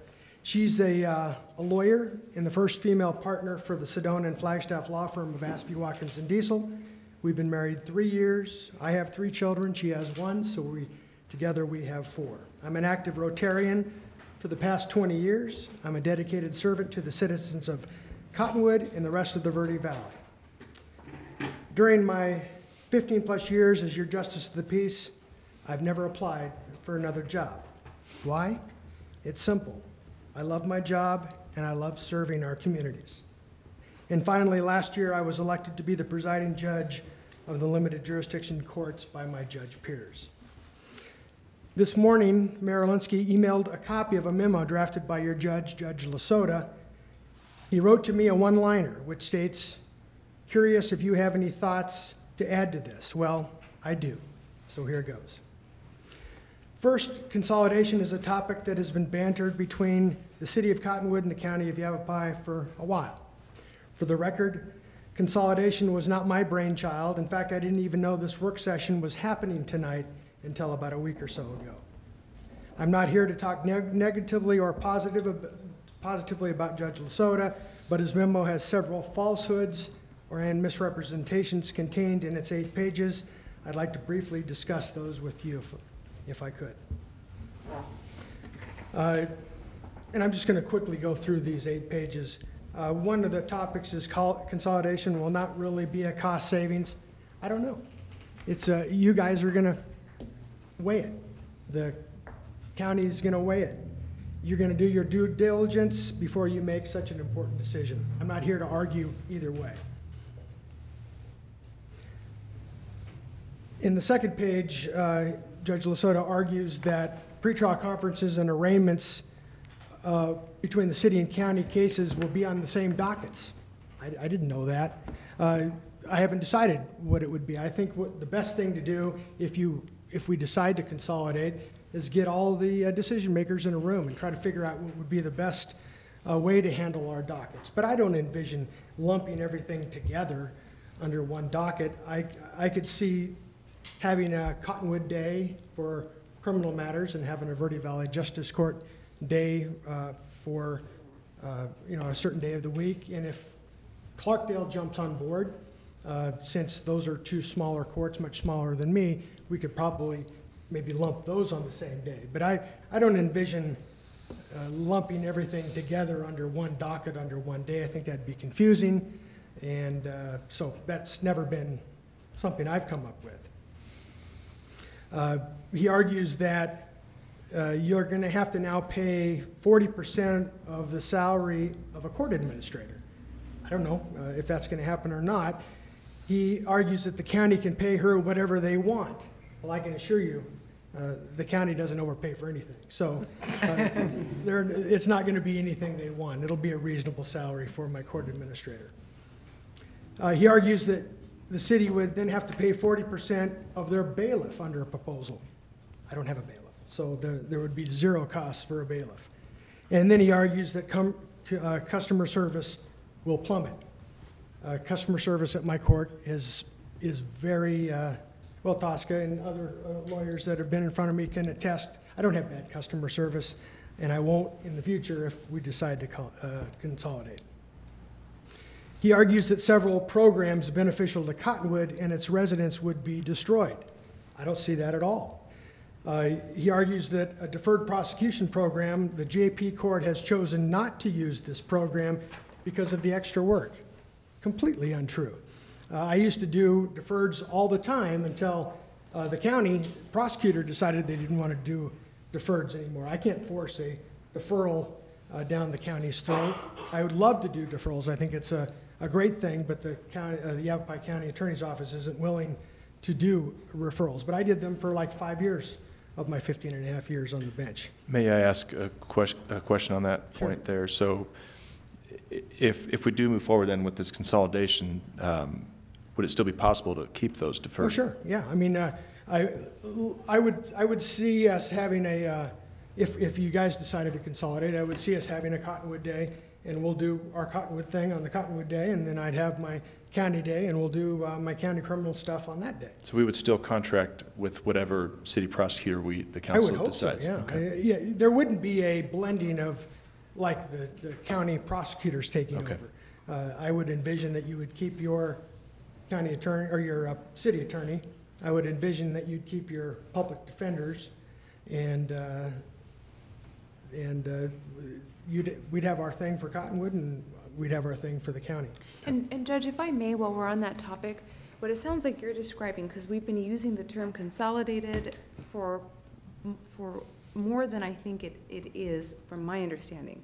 It sounds as though you're describing more of a co-located court, which is similar to what's in Prescott, not the consolidated court like we heard about in Maricopa County, where we have. Yeah, I don't envision having city and county cases, one after the other with different kinds of sentencings here and different kind of sentencings there. I think that would be detrimental to the success of the unit. So it would be 2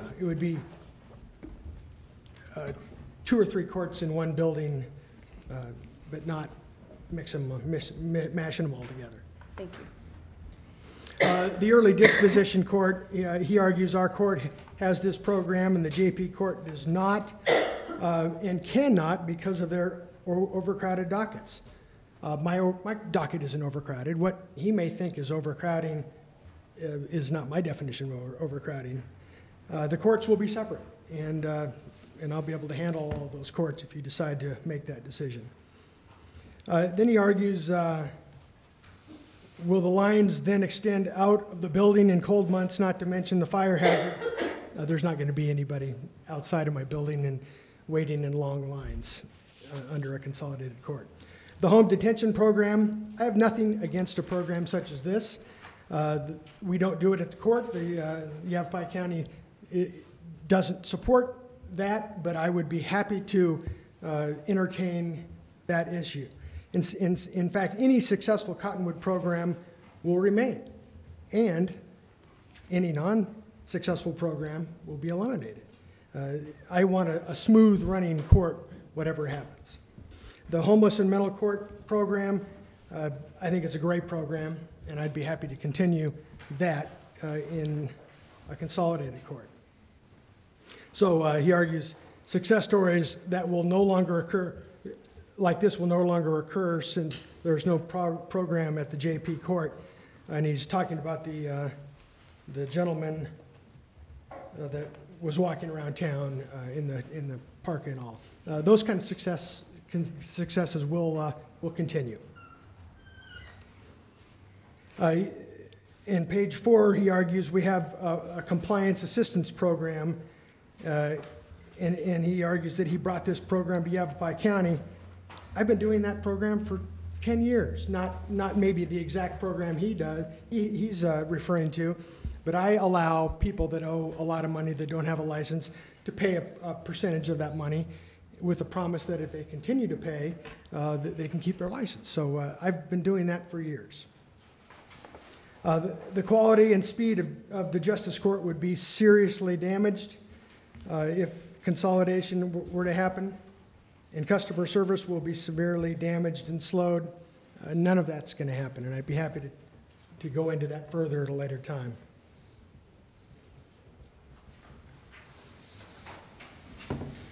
He argues that if there is a consolidated court, motions will pile up on my desk, and I'll get to them when I can, days or weeks later. I can promise you that won't happen. If I take something under advisement, I usually rule in a day, maybe 2. Usually I rule on that day. So never would things be piling up on my desk. I would never let that happen. In page 5, he refers to a salary that I make of $110,000. I wish I make $101,500 as the Justice Court JP. A little mention here is that my court and Clarkdale are considering consolidating. Only Clarkdale in the county really knows what's going on. I don't. I've been approached for that possibility by Clarkdale. I've talked a little bit with them, and I don't know if we're going to consolidate or not. It's going to depend on whether it pencils out for both entities.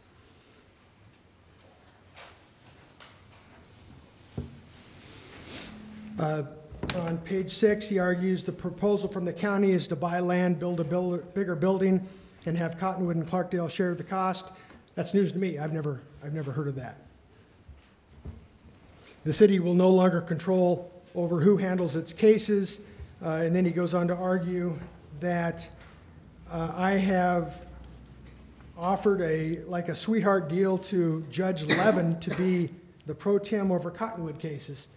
I have no idea where that assertion came from. I will tell you that Judge Levin is a pro tem for the Yavapai County court system, and he can be a pro tem in my court. But usually what happens on a case, if I feel I need to recuse myself, for example, if my wife has a case in my court, I have to recuse myself, I send it off to the second in charge presiding, which would be the judge over in Mayor, and then he decides on his own without any input from me who might hear certain cases. But I promised nothing to any pro tem that he would be the Cottonwood court pro tem, so that's an absolute falsehood. Currently, the JP case is overwhelming. It may be overwhelming to him. It's not overwhelming to me. And he argues then that I brought a pro tem in Judge Dwyer who is the judge up in Jerome, to handle all/most of my civil and DUI jury trials. I have no idea what he's talking about here. I handle the majority of everything in my court, and only don't handle something if I happen to be on vacation, if I happen to be sick, which I haven't been sick in a couple of years and missed a day, or if there's some kind of recusal, or if somebody just doesn't want me to hear it, then it's got to go to Judge Rummer and Mayor, and he decides. I was a lawyer for many years prior to being elected, and occasionally a litigant will be, or a defendant will be in front of me that I used to represent, or I used to be against in my private practice. So under those limited circumstances, and it's very few, maybe a handful a year, I have to get a pro tem in to handle that. But I haven't promised anything to any particular pro tem. I manage my own caseload just fine. On the bottom of page 6, he argues that this upcoming term will be my last term. I haven't hidden that from anybody. This will be my last term. After I win the election this year, God willing, I will serve 4 more years and then I'm going to retire. I haven't hid that from anyone. In fact, I'm telling everybody that. I will be here for the rest of this year and 4 more years, and then I'm going to retire. Then he argues that when I do retire, whoever is elected, then that person can be 18 years old or older and have a high school education, need not have a law degree. I can guarantee you when I retire, there's going to be qualified lawyers in this town lining up to run for my position. So you're not going to get an unqualified judge next time. You're going to get an experienced lawyer that wants that job. I promise you that will happen. Victims will suffer, he argues. They're not going to suffer. They haven't suffered under me before, and they're not going to suffer if we do consolidate. He argues that it's harder to get an order of protection in the JP court as opposed to the municipal court. I do orders of protection and injunctions against harassment every day, sometimes 6 or more a day. They get in front of me right away. He does argue that they need to be seen fast, and they can't just be shoved off to the end of the docket. I don't do that. I get to them as soon as I possibly can, understanding what all else happens to be going on in my court at that time. I'm not going to drop everything immediately for it. I'm going to politely inform them. It'll be a little bit, a few minutes, and we'll get to you regarding your order of protection or injunction against harassment.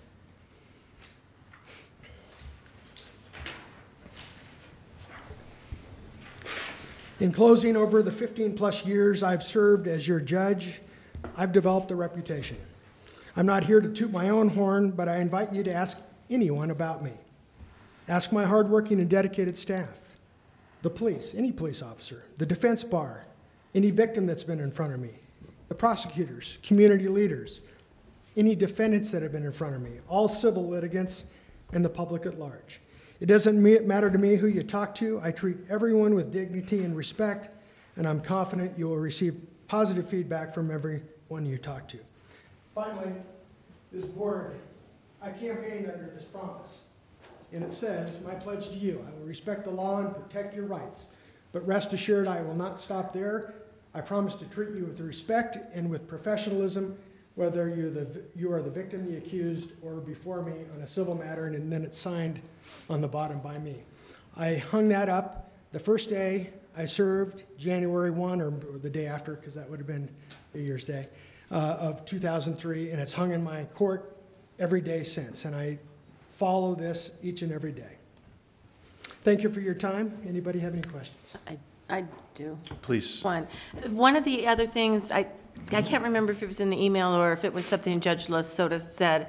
I know he said it, but was about the associate judges, that we couldn't still use the 2. Well, first of all, I don't know if we'd need. Oh, I'm sorry. Right, I'll let you finish my question. Would we still be able to use them for? I don't see why we couldn't use associate judges on the Cottonwood side. I don't know if I need them, but I don't know that I couldn't use them. I think I think an analysis, I'm not in that court. I don't know what's going on over there. I don't know all the ins and outs of it.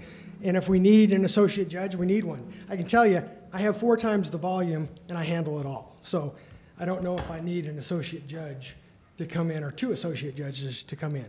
I guess I'm curious because I think Judge Lasota said that it was illegal, I want to say, or against the law for some reason to have that. And so I'm curious, maybe Mr. Horton or even, Tosca or somebody or yourself.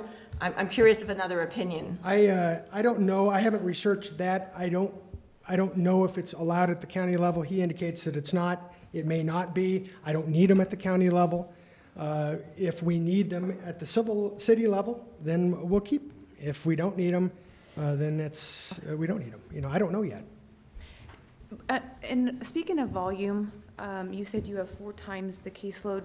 Do you know historically what your numbers have been? Well, I can share with you that during this Clarkdale consolidation issue, City Manager Mayberry presented some statistics, and I was over 10,000 cases or so. Cottonwood in that report was in the 2,000 to 3,000 range, and Clarkdale is under 1,000. And you feel comfortable with your docket and that you could absorb these additional? I have no question whatsoever. I could absorb it. And has anybody shared with you any of the Prescott co-located court numbers? I really don't know what they do. I think they might do a hair more than what Clarkdale, Cottonwood, and I would be, but I'm not sure of those numbers. I was just curious. We can get them for you, though, if you need them. No, I saw them, but I don't have any updated numbers for this current, as we saw Judge Lasota wanted to update our numbers, we did have a slight increase. I know historically they were considerably more than our numbers here for their co-located courts, but I haven't seen, again, this current year's numbers. Yeah, well, I'm in the 10 to 11,000 range. Anybody else? Any other questions for Judge Lundy? I have not researched the point to address your question, Councilmember Althouse, but my understanding is it depends on the model that council chooses to go. And one of the reasons why I personally would like more information, I believe if we are a co-located court, we could still have our magistrate judges, our associate magistrates, if they're needed, as Judge Lundy just indicated, looking at case types. Right. Volume numbers. I would be interested if somebody, could, maybe that's Mr. Horton is who I should be directing this to. I haven't looked into it, but I'd be happy to. If you could, when you hear two different things, I'd like to know. Thank you. And you will. Any other questions for Judge Lundy?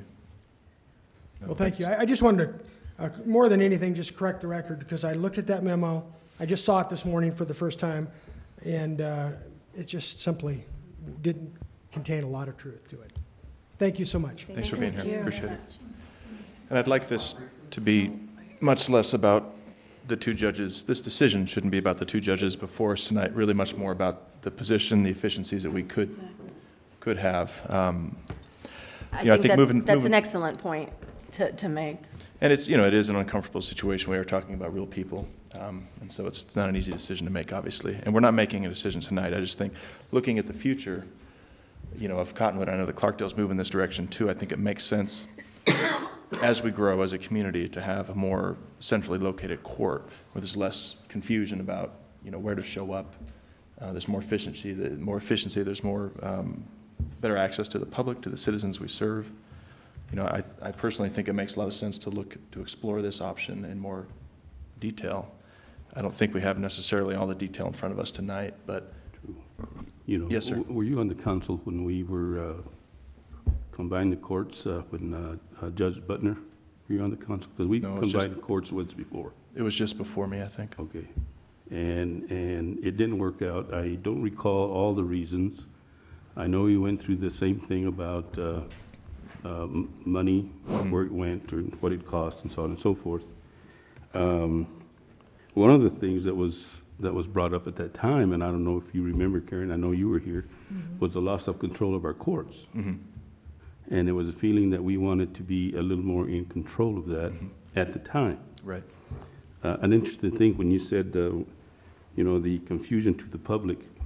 That was something that came up too during the time that we were consolidated, because we get people still coming here, not realize it had to, you know, go over to the other.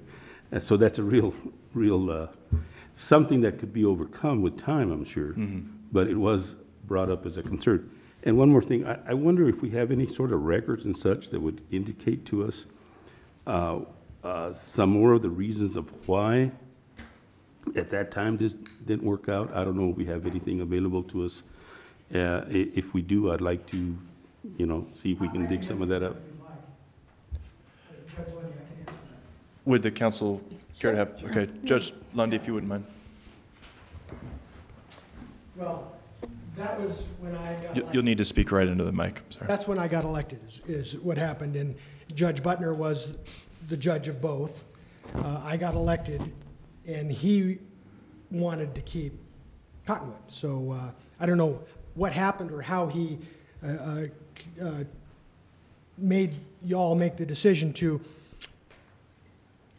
disassociate, but he ended up keeping the Cottonwood Court, and I had the Verde Valley Justice Court. Yeah, but you don't recall the reason that they felt that it didn't. Well, he wanted to continue to be the judge of the Cottonwood Court. Okay. And again, I wasn't in the conversation between him and you were on the council or mayor at the time. I don't know exactly what happened or what was a part of that discussion, but he wanted to keep that judgeship. Okay. Well, I was just trying to recall some long ago memories. And I mean, I've got staff that are still with me that were a part of those days, and so very good. Yeah, they all ended up coming with me. Okay. Vice Mayor. If I can make a comment, I actually spoke with past Mayor Diane Jones, curious about this because although I was with the city at the time, that wasn't in my radar. And she said one of the biggest reasons that they did not, number one is consolidation and not cohabitated, or I'm sorry, is that appropriate? Wrong word, I know. Cohabitate. Was also that our records were so poor, it made things difficult for the Justice Court.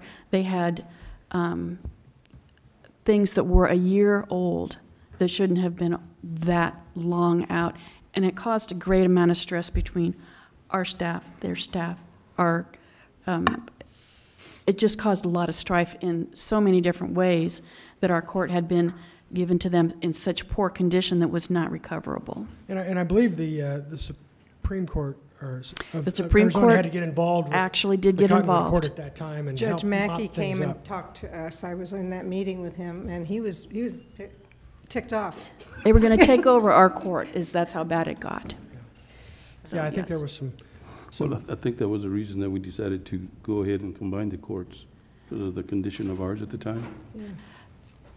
And she was very complimentary of Judge Lesotho. I want him to know that she has extremely glowing remarks about what he's done and how he's helped the court become what it is today with extremely superb documents and things like that.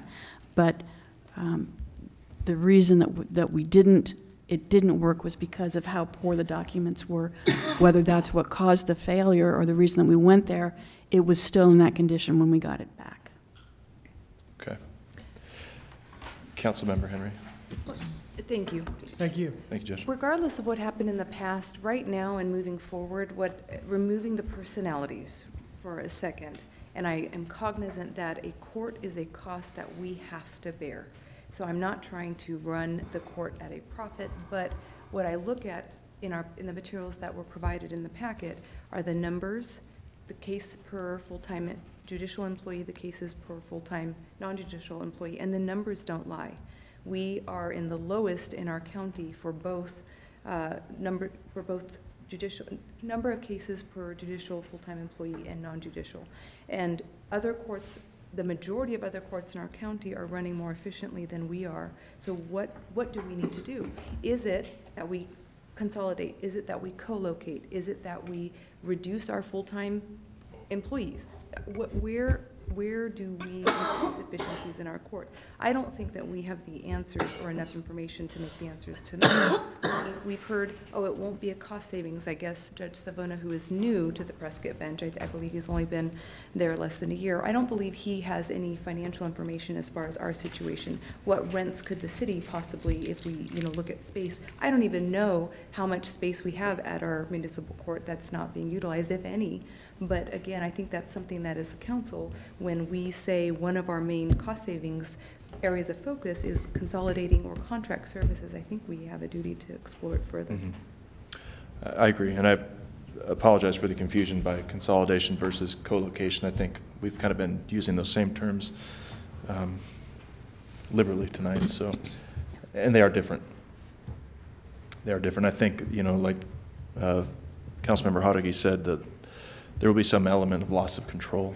I think if we do decide to consolidate, co-location, I think would keep that control within our purview, which is what I'd prefer.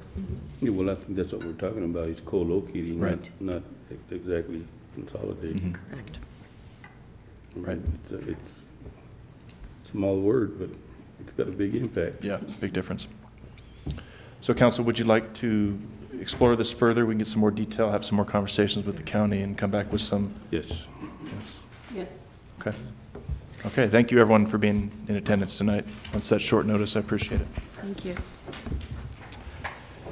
Okay, we'll move on to item 4 of 6, is the update on the status of the Old Town floodplain study and presentation of preliminary results.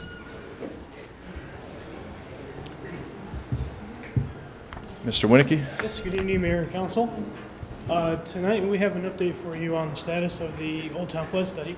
And I have Linda Potter from Atkins, who is our consultant. She's been doing all the work, and her team has been helping her out with it, of course. But she's here to present to us tonight kind of the findings. We're getting to the point where we're about ready to go to FEMA, and just want you to see the information before we actually move forward with it. Great. So, thank you very much. Yeah. It's low. And I'm sorry, I didn't catch your full name. Mr. Mayor and members of the council, my name is Linda Potter. I'm here representing the engineering firm of Atkins. We were hired by the city to perform the Old Town flood study as well as an alternatives analysis. Go ahead and move on to the next slide. So the scope of this project was to develop some updated flows for the wash that empties into this part of the town, to do a detailed floodplain delineation, and also to look at some solutions to potentially solve some of these flooding problems.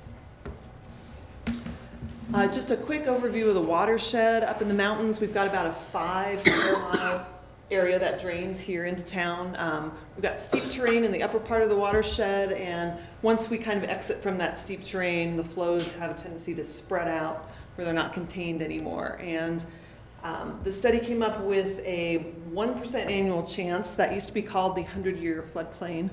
However, FEMA likes us to talk about it in terms of risk and chance rather than trying to define it with a year that it might occur. So just as a comparison, the 3622 cubic feet per second is less than the effective flows that were based on an old study, and we're not sure exactly how they developed those flows. So the old flows were around 5,000 CFS, so we're at 3622. The old flows that delineated the 100-year from? Correct. Okay. From the other studies, correct. So the results of what we came up with, they don't look too much different than they did in the old study. It's hard to see, on the screen here what the old and the new look like. But there are some advantages to what we did that we're going to talk about in a little bit. Even though the floodplain extents themselves aren't much different, there are some other information that we can get out of this. So we are going to submit this to FEMA once it is approved by you all, and it'll be 1 or so years before this becomes effective. It's really hard for us lately to predict how long it's going to take for FEMA to take it in, review it, approve it, and issue it. There is always, before something comes effective, there is always a public comment period that precedes it becoming effective. Public comment here in the city of Cottonwood or something? For anyone. It's just a public comment period that before the maps become effective. Oh, I see. Okay. Right. So that's on FEMA's process. That's not something that we can. Not a hearing, not a public hearing, just okay, got it. Correct. Thank you. So one of the advantages to the study that we just did was we performed what's called a detailed floodplain delineation, which is a FEMA word. That means we followed certain rules in order to come up with our floodplain. And one of the advantages having this detailed thing is we have actual elevations on a gridded basis throughout town.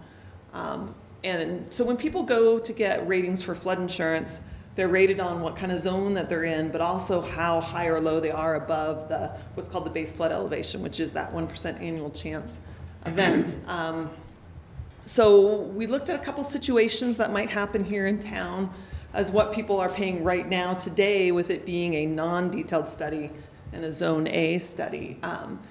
So today, if you're finished floor elevation, so your house is right at where we expect the water to be, you're paying, you know, approximately $4,300 a year in flood insurance.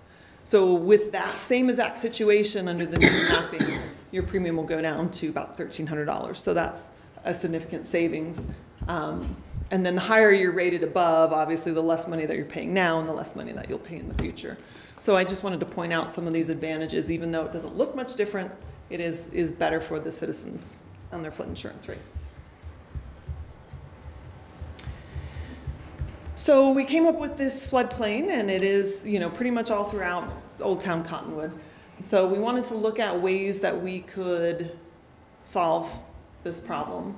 And so we studied several options, increasing the capacity of the existing channel to handle the 100-year event, a retention basin, some storm drains, acquisitions, which, you know, were quickly thrown out as being not very feasible. So we're going to talk about 3 of these alternatives now. And conveying this 100-year floodplain will be about 200 structures coming out of the floodplain in Old Town, so that's really good news there. So the first alternative is kind of our favorite alternative right now, and that is to put a channel through Old Town the way where it is now and just increasing its capacity. We will need some drainage easements because this does go through some private property that may or may not have easements today. And one of the advantages to this one is that we could incorporate some sort of multi-use, some sort of trail, some sort of recreation aspect into this.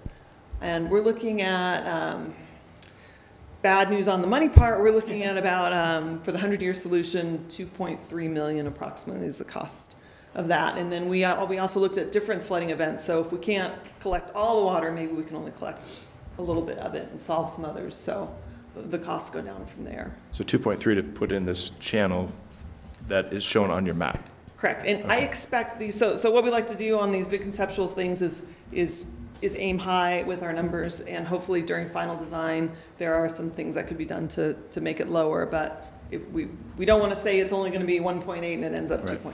And does your design, or your numbers now include a multimodal path going through there, or just the installation of a channel? Yes and no. It includes anything we could think of that might cost a significant amount of money. So, you know, the path where it's added and where it would be would probably not be considered a significant cost item at this point. But all of these cost estimates do include a 15% contingency, which on $2.4 million is quite a large amount. Okay. And the next alternative, I heard the utilities director earlier saying that you had some orange water in a pipe. So one of the options we looked at is adding more pipes out the door here in Main Street. They do need to be quite large pipes, and we understand that that would be a significant disruption through Main Street. Then we also looked at, well, maybe we could make these pipes smaller if we put in an upstream detention basin.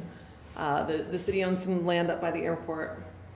We're thinking we could put a basin in, and because of the amount of water and the volume that's coming in, this basin would need to be quite large, and it isn't going to help significantly. It'll take about 800 CFS off the peak.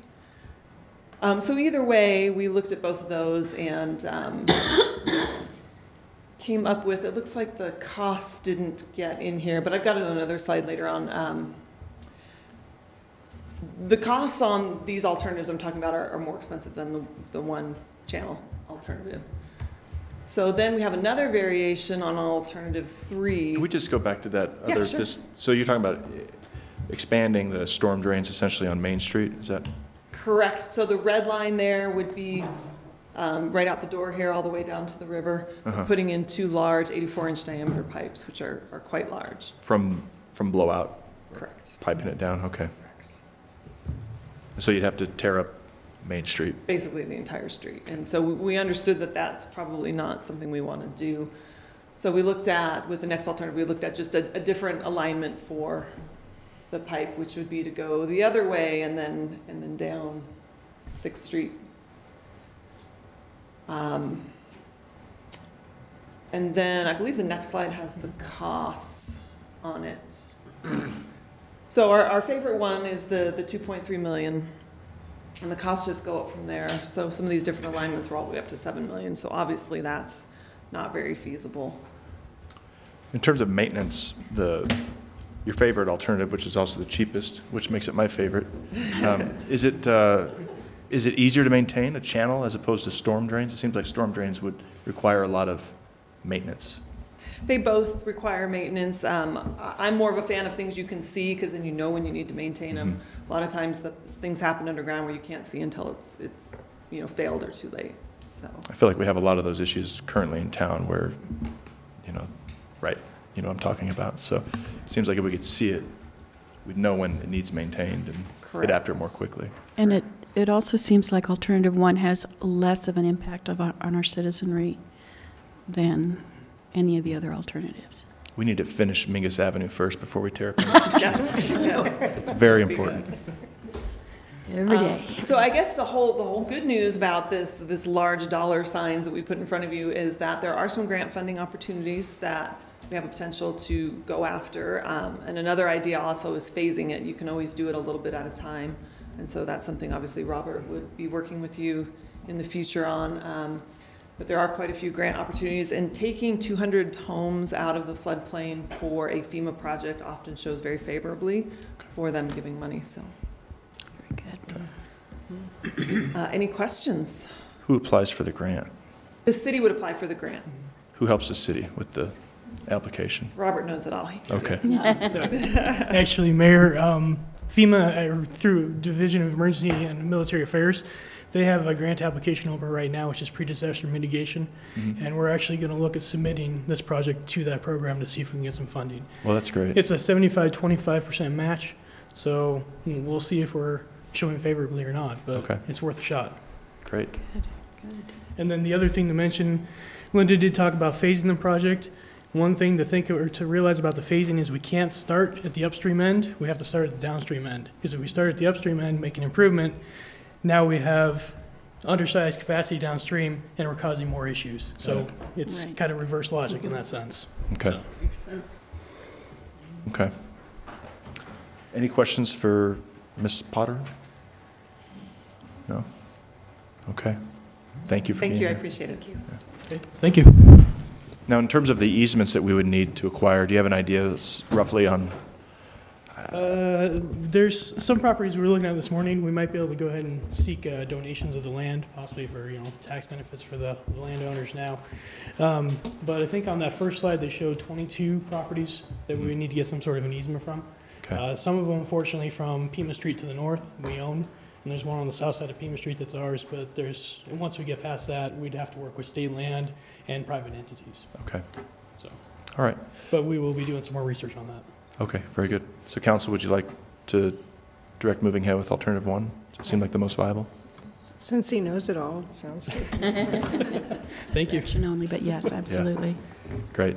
Thank you for your presence. No. All right, perfect. Thank you. Thank you.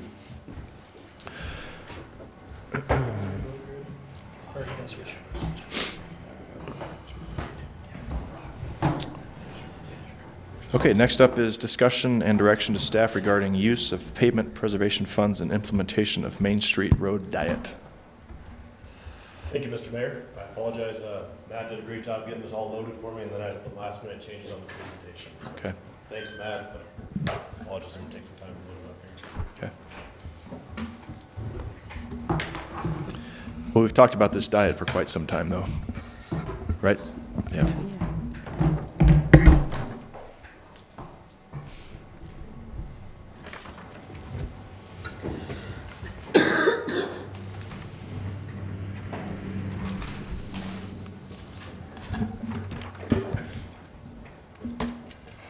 Mayor, members of the council, Morgan Scott with Public Works. I know we have a few members of the Bicycle Advisory Committee here today because we're going to talk about several different projects, though the main point of tonight is to talk about the pavement preservation funds and how you'd like them used this year. So in the past, those projects have mainly been used for seals, pavement preservation alone. That can be anything from a fog seal, a chip seal, which can be a conventional chip seal or a rubberized chip seal. It can be a slurry seal. It can be a crack seal. You've all seen us crack seal in the streets around here. We've used a lot of rubberized chips in the past. A rubberized chip is a great product. In fact, it's a conventional chip is probably your best bang for your buck, but unfortunately it's really only good on a low volume, low speed road. You can go a little bit higher volume road and higher speed if you jump to a rubberized chip. It binds a lot better. We're going to go through tonight a couple ideas that we've come up with on how we might choose to spend these funds this year.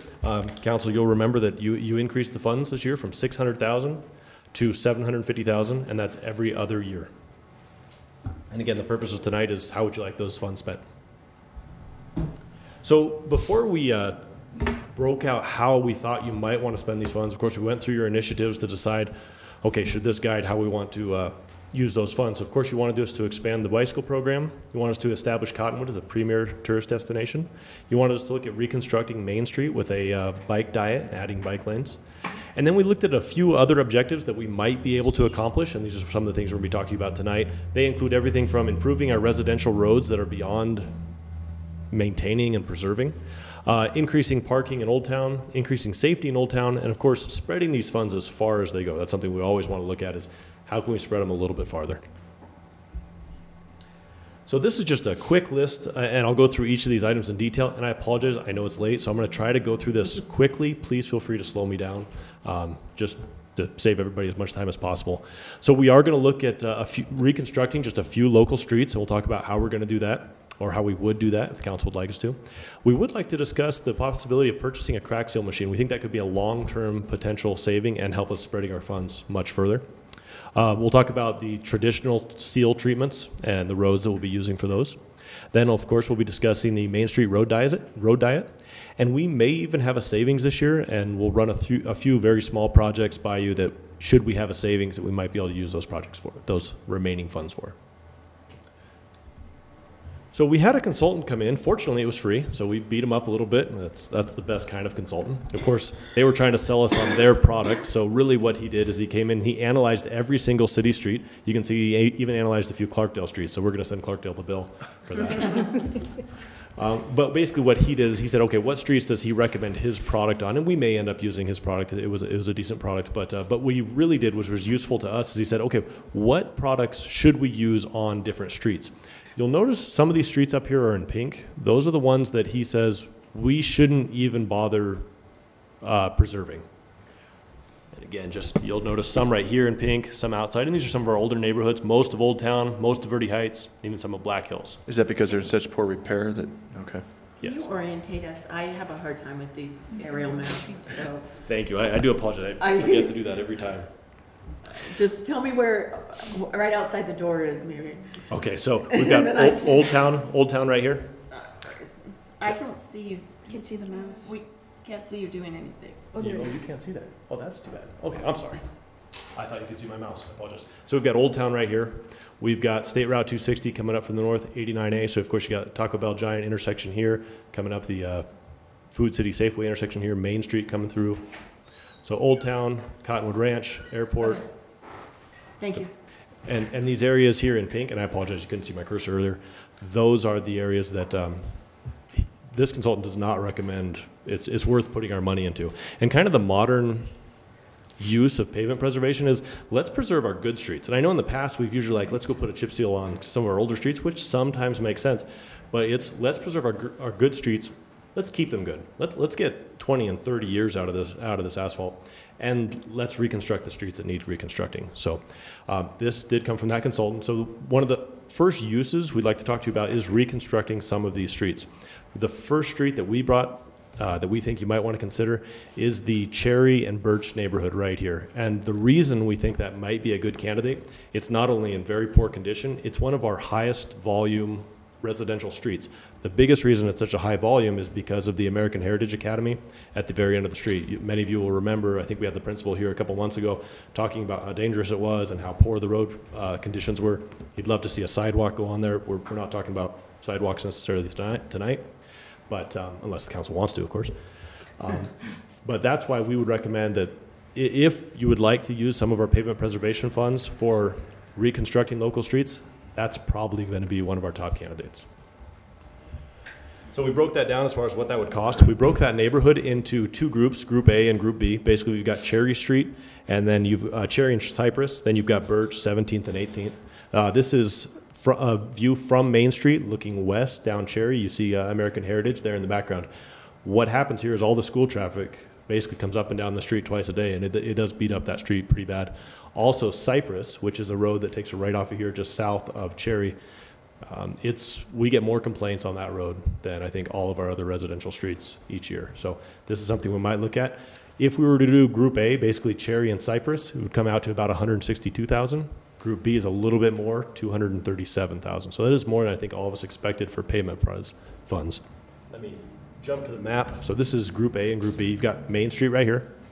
So just for orientation, just off the map, you would have Food City here, Safeway here. Again, Main Street coming north, going north to Old Town, and yeah, north to Old Town. You've had the fairgrounds here, and of course, American Heritage Academy here. So this would be Group A. If the council would like to go in this direction, you might consider this, that we move forward with Group A. We get that reconstructed. It won't impact our unit prices too much. It's a high enough volume tonnage that we can get that done without impacting our unit prices. American Heritage, or their parent company, a company called Edkey, recently purchased this property here. The reason I bring that up to you is they are considering in their long-term master plans to extend their parking lot to here and basically make this exit only and this an entrance only.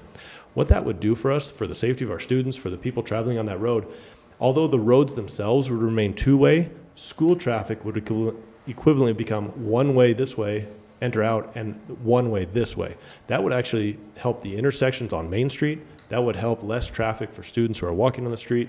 So one thing you may consider is we move forward with Group A, and then we kind of leverage Group B and we say, Edkey, if you move forward with constructing this parking lot, putting that as an exit only, we will also move forward with Group B.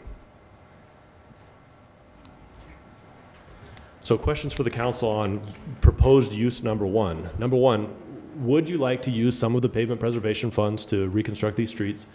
I do want to make it clear though, I do know obviously the council loves curb gutter sidewalk, and I think the public does too. That substantially adds to the cost of roads when we do that. So these cost estimates do not include any curb gutter sidewalk. It's basically a reconstruction of the asphalt and the base. For cost estimate purposes, we assumed 3 inches of asphalt on about a 6-inch base. We would do a geotechnical study. That's all built within the cost estimate to make sure that's enough. Knowing that none of those concrete improvements would be installed, is that something you'd like to do? Can we look at sidewalks? I mean, just be having a school there, it just doesn't make sense to me for us to fix a street and not put in a sidewalk when we have kids potentially walking up and down the street. We absolutely can, if that's the direction the council would like us to go. The sidewalk, curb gutter and sidewalks alone will add about $200,000 to that $170,000 project. And that's not including the detailed design, because right now we don't need to do a design to put in the road as it is today. If we're adding significant drainage features, we do need to put in that detailed design. But going in after the fact to put in curb gutter sidewalk on a road that's already been reconstructed, that presents its own problems, doesn't it? It does have a few. It is doable. We've done it before. We can make sure to build this in a way that would make that easier. If that's something the council would like to say, designate the funds next year to add that curb gutter sidewalk, at least on Cherry. I would agree with Councilmember Althouse. I think if we're going to reconstruct that road, given its high volume and its proximity to the school, it seems like we should try to do it right the first time. But have we approached the school at all as maybe a potential partner in putting in the sidewalks and making those safety improvements? Perhaps they're aware of some opportunities for funding. that we're not aware of? They have looked into a few different grant opportunities, everything from Safe Routes to School and a few others. We did get a Safe Routes to School grant, which basically did a study. They won't pay for any infrastructure and capital costs, but they aren't aware of any others. But we have worked with the school. We did invite the principal. I told him that it would be slightly beneficial, but obviously not necessary for him to come tonight. So I don't know if. I don't see him. I don't see him. So. And even if, I hate to say this, but even if we just did sidewalks on one side of the street, which is kind of popular in some parts of town, my neighborhood, you know, you have to cross the street to use it, but I don't know if even that would save money, but it's just, And I agree, and I think with the brand new street in there, people are obviously, you know, the potholes slow them down. You know, which is of benefit to students that are walking without a sidewalk. But if it's a nice brand new street, I would expect speed to increase as well. I'd like to explore safety for our students because it is, you know, there is a bunch of pedestrian traffic there, but I do have a question about the size. How are we with regard to the property? Are we going to have to get easements from each of these residences on Cherry, or is there enough space now for at least the option of the one side of the curb gutter sidewalk? We should be able to get curb gutter sidewalk on at least one side without substantial easements, maybe a few at corners and those kind of things, but we have adequate width for at least one side. One other benefit, if we do get what I'm calling one-way traffic, it's not one-way traffic, it's one-way school traffic, is that we could put the sidewalk on the opposite side of the road of where the busier lane is going to be. So again, it's further from the busier traffic. Morgan, do you mind explaining that one-way traffic plan? Because it's my understanding that the street right in front of American Heritage, is that Cypress? That's a city street. That's not a private roadway. That's correct. So isn't there a process that we have to go through to actually change the directional designation? Yes. And I guess I do apologize. I'm not proposing that we make these one-way streets. I'm proposing that the school make this an entrance only, okay, and this would be an exit only. So equivalently, school traffic would be coming in from Main Street here and exiting here. So they would still be two-way streets, but the heavy school traffic would be primarily in one direction on each street. Understood. I completely misunderstood that, so I apologize. Okay. So council, would you like to maybe explore adding sidewalk to that section of street on Group A? At least the one side, and I like the fact that he's stating, let's put it on the less side of traffic, the less dangerous side, whereas if traffic's going this way, let's put the sidewalk on the left side. I like that very much. And so the safe routes to school, they would only fund a study, not design of the curb gutter sidewalk. That's a stretch, right? That's correct. Okay. One other potential partner we could reach out to is the county. The school technically is in the county. Obviously it serves multiple different agencies, and I don't think the county's going to, neither the county nor the school are going to jump up to volunteer money. But we can reach out to them if you like. Well, I think if we show effort too, you know, we're looking at it, we can't afford it all. If they could help assist in any way, we might be able to get more done. Yeah. Doesn't hurt to ask. Yes, that's right. That's right. Okay. Jumping on to question number 2, you may have answered this. If so, would the council like to move forward with Group A or Group B? So basically, I think what we'll do is we'll go explore getting sidewalk, even if it means maybe we only do Group A with sidewalk this year and maybe we jump to next year. Okay. Jumping on to potential use number 2. In the past, we have either rented a crack seal machine and completed crack seal with our city crews. We can rent a machine for about $6,000 for a 2-week period, and then we buy the material. Or we add it to a contract. So a contractor who's coming in to do a seal, he'll first come in to crack seal the roads and then seal the roads on top of that. If we were to purchase a machine at an estimate of about $50,000, we could then start crack sealing throughout the year as needed, rather than waiting for a certain time of the year. We've got that 2-week period to crack seal, or every other year when we do it with the contract. Also, we could take that $6,000 we already have in our pavement preservation funds and start stretching that. That would be a lot more material, go a lot farther. Finally, it would also allow our contracts to be stretched because we don't have to do crack sealing within the contract. The contract would be the pavement preservation seal only. That's a 3-man operation? At least, depending on the volume of the street, because we may need flaggers. Right. I mean, I'm not doing anything. Not really, but we can stretch. I guess my question is, you know, we buy the machine, then do we need to employ more people to run the machine? And is it really a cost savings? I know our goal would be to not employ more people, but obviously, yes, you're right there. I mean, if it really makes sense, it seems like, you know, we should go for it. Buy the machine so we don't have to rent it at $6,000 for a 2-week period. But I just want to make sure that it truly is a savings and not something that requires more employees and more benefits. And I mean, sometimes it is cheaper just to contract that kind of stuff. And what is the useful life of the machine? I'm guessing at least 10 years.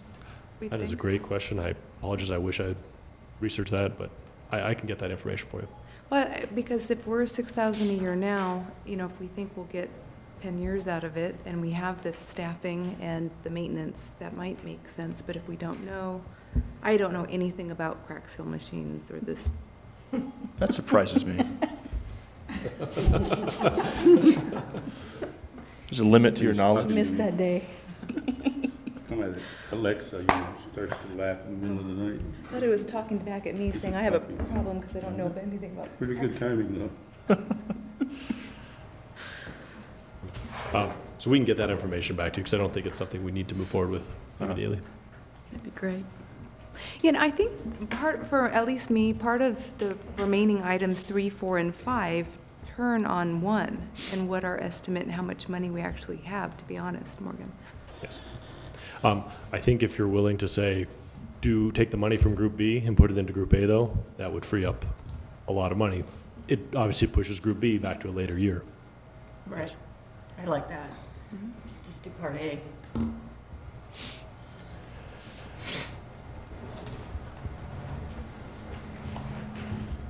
Okay. And if we do buy that crack seal machine, is it something that we have to pay for up front, or can we finance it over the course of a couple of years to minimize the upfront cost? You're not just gonna Just blow 50 grand on it? offer to pay that bill? We can also look at the possibility of leasing, which sometimes leasing the equipment because you keep the equipment new, but we'll find out those options. Okay. Great.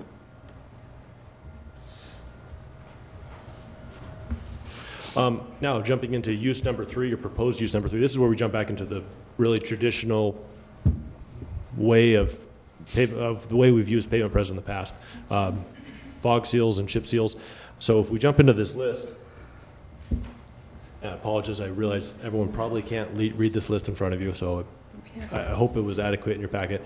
You'll notice that most of these roads are less than 10 years old, or right around that age. So again, these are roads that are in decent condition. A lot of them do need some TLC. Those ones highlighted in green there, I did change those today because I would like to ask our city engineer to take another look at those. We may want to do a chip seal instead of a fog seal on those. Some of those we're starting to begin to lose some of the fines within the aggregate, in which case you really want to use a chip seal instead of a fog seal. But that would increase the cost a little bit. It could increase it from $86,000 up to about $100,000. Are there any roads you'd like to see either looked at, added to this list, make sure they're on next year's list? Any changes you'd like to see to this list?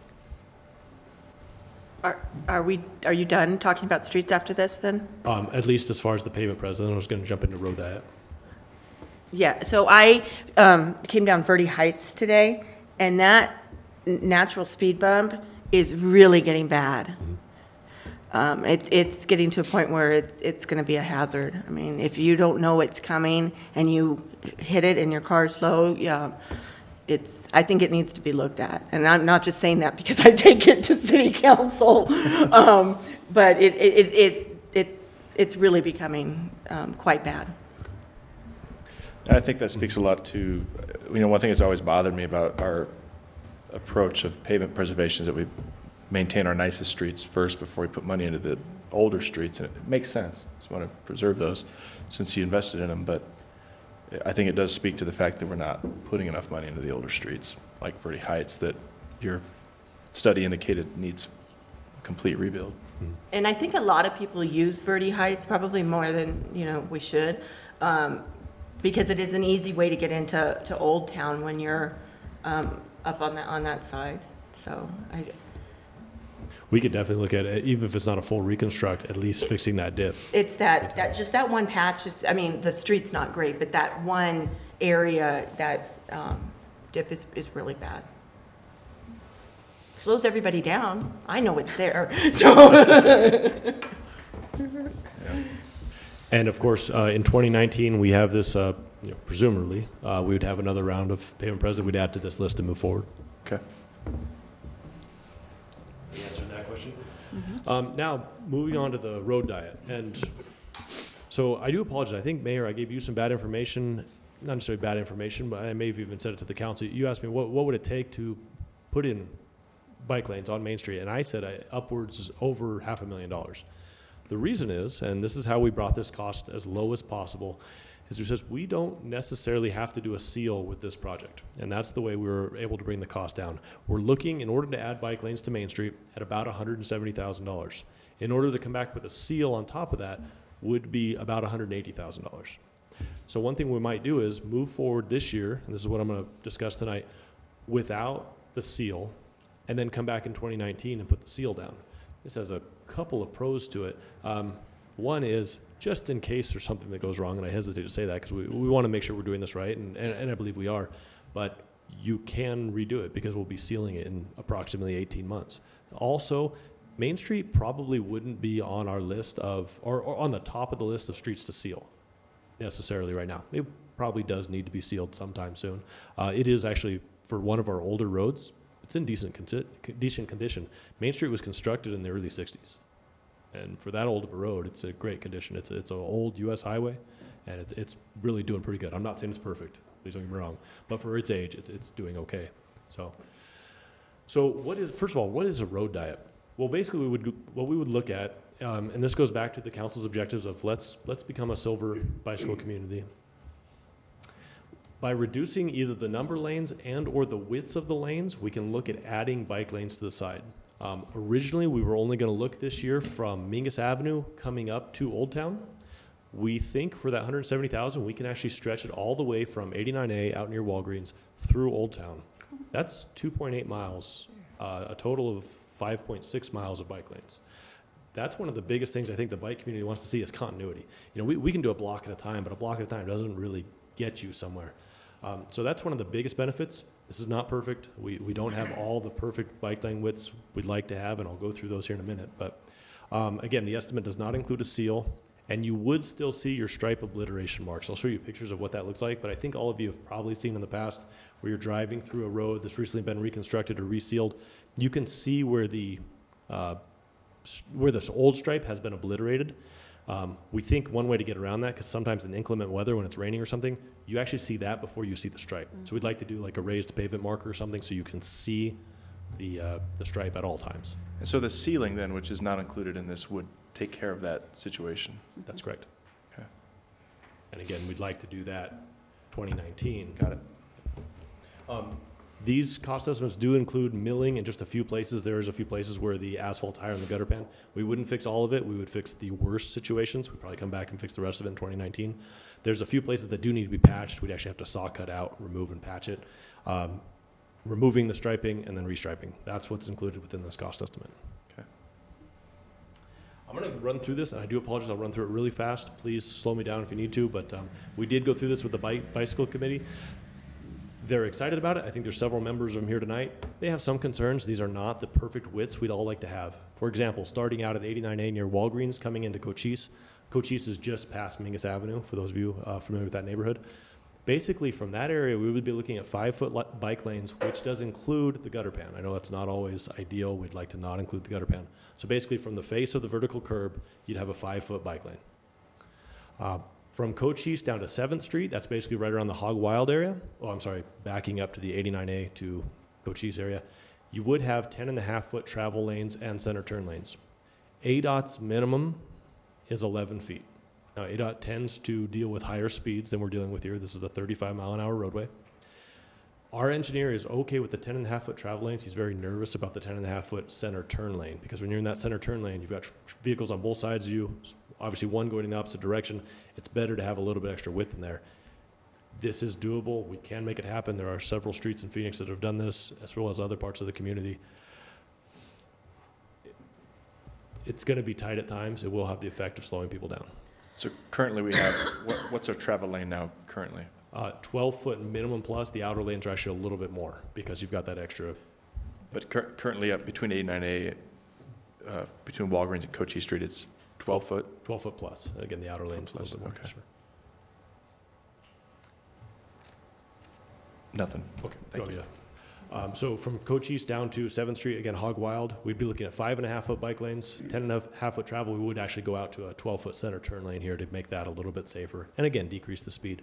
All these units you're seeing here are in feet. And again, I wanted to emphasize this is from the face of the curb, which is not an ideal situation. We're just trying to cram everything in there. And again, one of the reasons we were able to make this work is we're not doing any reconstruction. Existing pavement, existing curb, gutter, sidewalk, everything stays the same. We're basically just removing striping. So the turn, sorry, to get back to the 89A to Cochise, the turn lane currently is also 12 foot? Yes. Okay.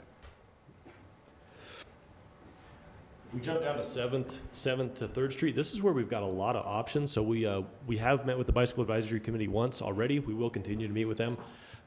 One business owner in that area has installed some parking. So we've been toying around, do we want to try to keep that parking? We do have one option that keeps the parking with narrow bike lanes. So basically there's 3 options. The one with the center turn lane is going to be the most popular with the residents, both north of Main Street and the residents on Main Street. The one with the parking is probably going to be most popular with our businesses. And of course the wider shared bike lanes are probably going to be the most popular with our Bicycle Advisory Committee. Though several members of the committee who are here tonight and may want to speak about this, they said the one with the parking may actually fit. Now, the negative with the parking, as here in the rest of Old Town, it's tough to see around. When you pull up, it's tough to get out and see around that. So we would probably have to look at adjusting those stop bars and a few other things, if that's the direction we want to go. Then would we eliminate parking on the south side? That's correct. Okay. Right now, along the residential side, essentially. Okay. That's correct. Right now, it's not signed parking, it's outside no parking, so people do occasionally park there. Yeah. Jumping 3rd to Willard, that actually stay very similar to what it is today because we do need that center turn lane to make the turn onto Willard. Willard to Balboa, bike lanes with a minimum turn lane, again, to keep speeds low. I'm going to get back to the Balboa to Pima here in a minute because we're going to look at that one in a little more detail. Basically, that's the block we're on right here, right in front of City Hall. One of the major benefits of that block is it's mostly city property. We're not really impacting a lot of private properties. But I'm going to get back to that one here in a second. Pima to Yavapai. This is basically the rest of Old Town. We'd look at shared lanes or when we met with the Bicycle Advisory Committee, they came up with a great idea, and that is what if instead of shared lanes in both directions, you do a bike lane on the uphill. Basically, when you're a bicyclist going downhill, you're actually traveling at a high enough speed to be traveling with traffic. When you're going uphill, at least I'm traveling much slower than the traffic. So we could look at those 2 options. When we get down to Yavapai and Cactus, we would need a much more detail there. We'd probably have to go shared lanes, but we'd also like to look at something to slow traffic down around that corner, over that bridge. I think we get a lot of speeding over that bridge, especially you're opening up, and so we'd have to look at something there. And then, of course, Cactus out to city limits, we'd like to do probably a shared lane in one direction and a bike lane in the other. Some people have asked, what is this stripe obliteration mark? You may have seen this. This is a crosswalk we removed on Main Street. And again, you still see it. It's no longer striped there, but you would continue to see that until we get to seal it. Okay, jumping to Main Street. This is the basically Balboa down to Pima, everything right in front of City Hall. So a constant problem in Old Town is the parking and also the speeding. Angled parking actually helps improve both of those. Now the problem with old historic pull-in angle parking is backing up is a nightmare. You have a huge percentage of your site visibility blocked. Several communities, in fact over 20 communities throughout the United States, have implemented what's called head-out angle parking in their downtown district. Everyone, including me, the first time they hear this says, that sounds like the worst idea in the history of the world. Until you start to look at it. Basically it's parallel parking with a third to half of the movements. And we'll go over that here in a minute, but basically this is a community out in on the East Coast. They put it together. What is pull-in angle parking? You pull ahead, you signal just like you would in parallel parking, You back up just like you would in parallel parking. You just don't have to jockey like you do in parallel parking. One of the major benefits of what they're called head out or pull out angle parking is when you pull out, you see everything. You're never backing into something you can't see. When you're backing up into the parking spot, you can use your mirrors. You don't have to see around corners. If the council will allow me for just a second, I was going to show you a quick video from another community who has implemented these. Just don't say East Coast next time, because it gets people's hackles up. Every day. Well, Austin is working to make parking safer. Here's how it works. Back-in-angle parking is one step easier than parallel parking. Simply signal the traffic behind, pull past the spaces as you would with parallel parking, and back in.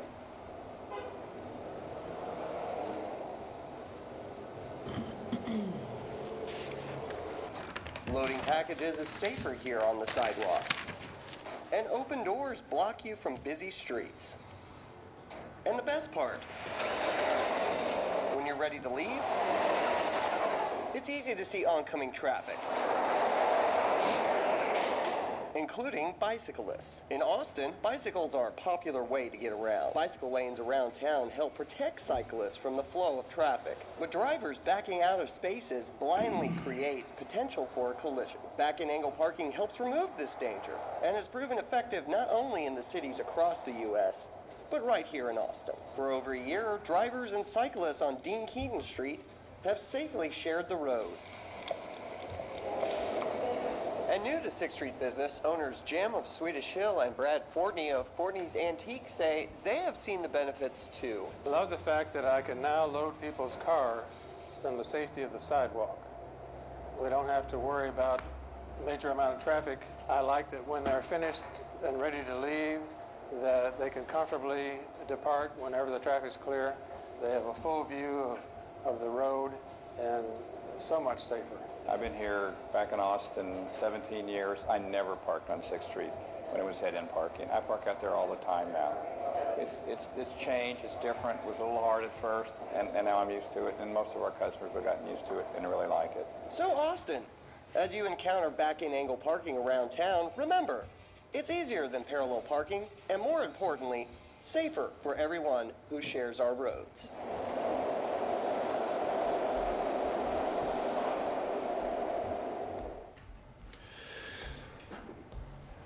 I apologize for putting you through that. I know this presentation's going longer than we'd all like it to go.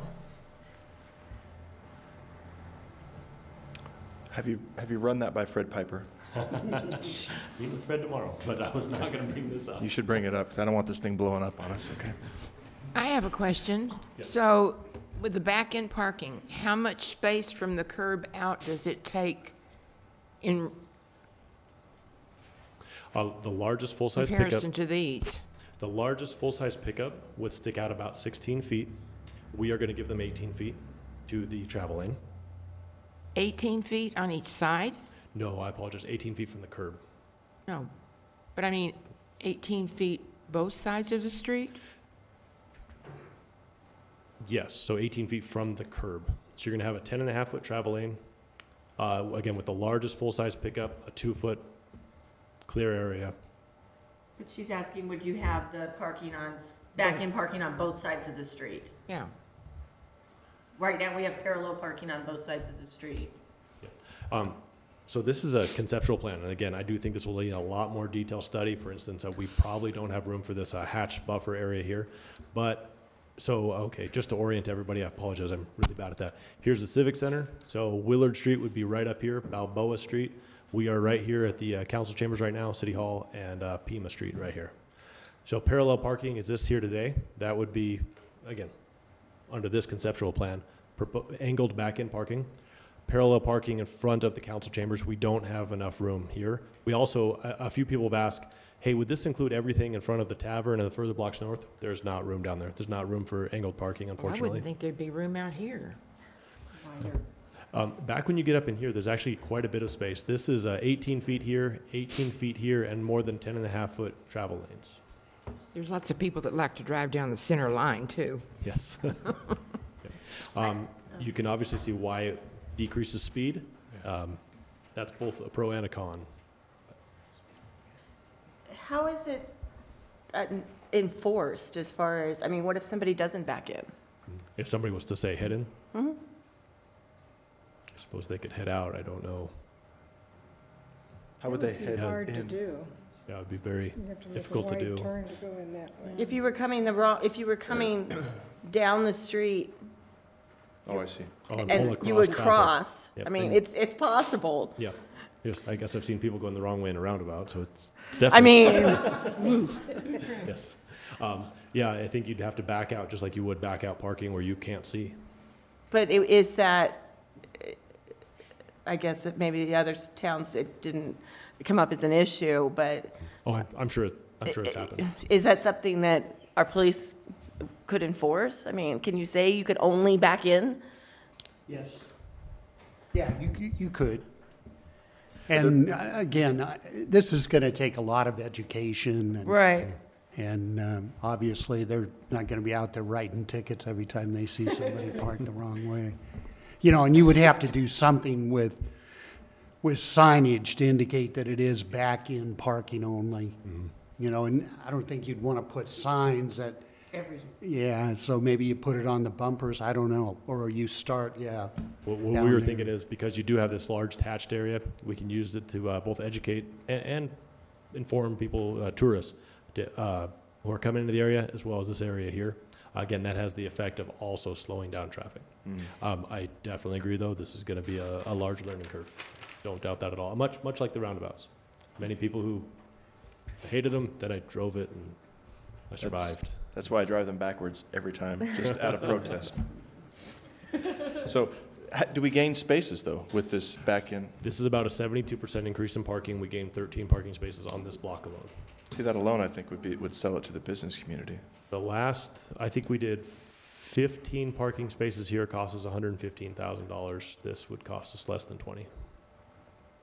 The other benefit, I definitely agree that there's going to be a learning curve here. This doesn't impact any private business. If we tried to do this on this block, I think it would be a nightmare. I really think, based on what I've seen in other communities, this block is going to come back to us in 2 years and want it put in. Unfortunately, it won't fit. Right. But Go ahead. No, go ahead. Back it up. Is signage included in your cost estimates? Because that's a big component, the education and signage. Yes. Okay, great. In the video that we saw, there were 2 lanes of travel that were the same direction.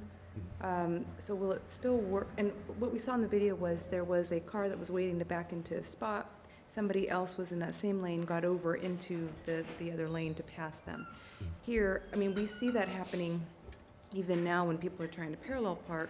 So does this model work in a undivided, different directional model? It does. Either when it's pull-in angle parking or pull-out angle parking, one, you're going to stop, or parallel parking, you're going to stop, you're going to back up traffic. They are going to have to wait for you to back in. As opposed to when it's pull-out angle parking, you're going to back into that traffic and they're going to have to wait for you to back all the way out. So yes, it works either way. It will, in effect, slow down traffic, though, who have to wait for those cars to either parallel park or back in park. But you think that it's not a safety issue even though we have just one-way directional traffic each way? I think because of the slower traffic, it will actually increase safety substantially. Then you just touched on my next question, the slower traffic. Here, we've got that curve there, and it's hard for me to conceptualize. I mean, I see the parking lot there on the drawing, but people come flying around that curve. In fact, there are pedestrians sometimes that I'm worried about because people are speeding around that curve. So I would be concerned if I were trying to back in, park into that very first spot right at the curve, if there wasn't clear visibility. And so can you explain maybe more, because it's hard to tell from the conceptual plan, how the location of that first spot was determined? And basically, it was determined based on the width of the road. We couldn't move back farther, but that's why I think our signage may have to even start back here. We may have to start warning people to slow down, of what's upcoming.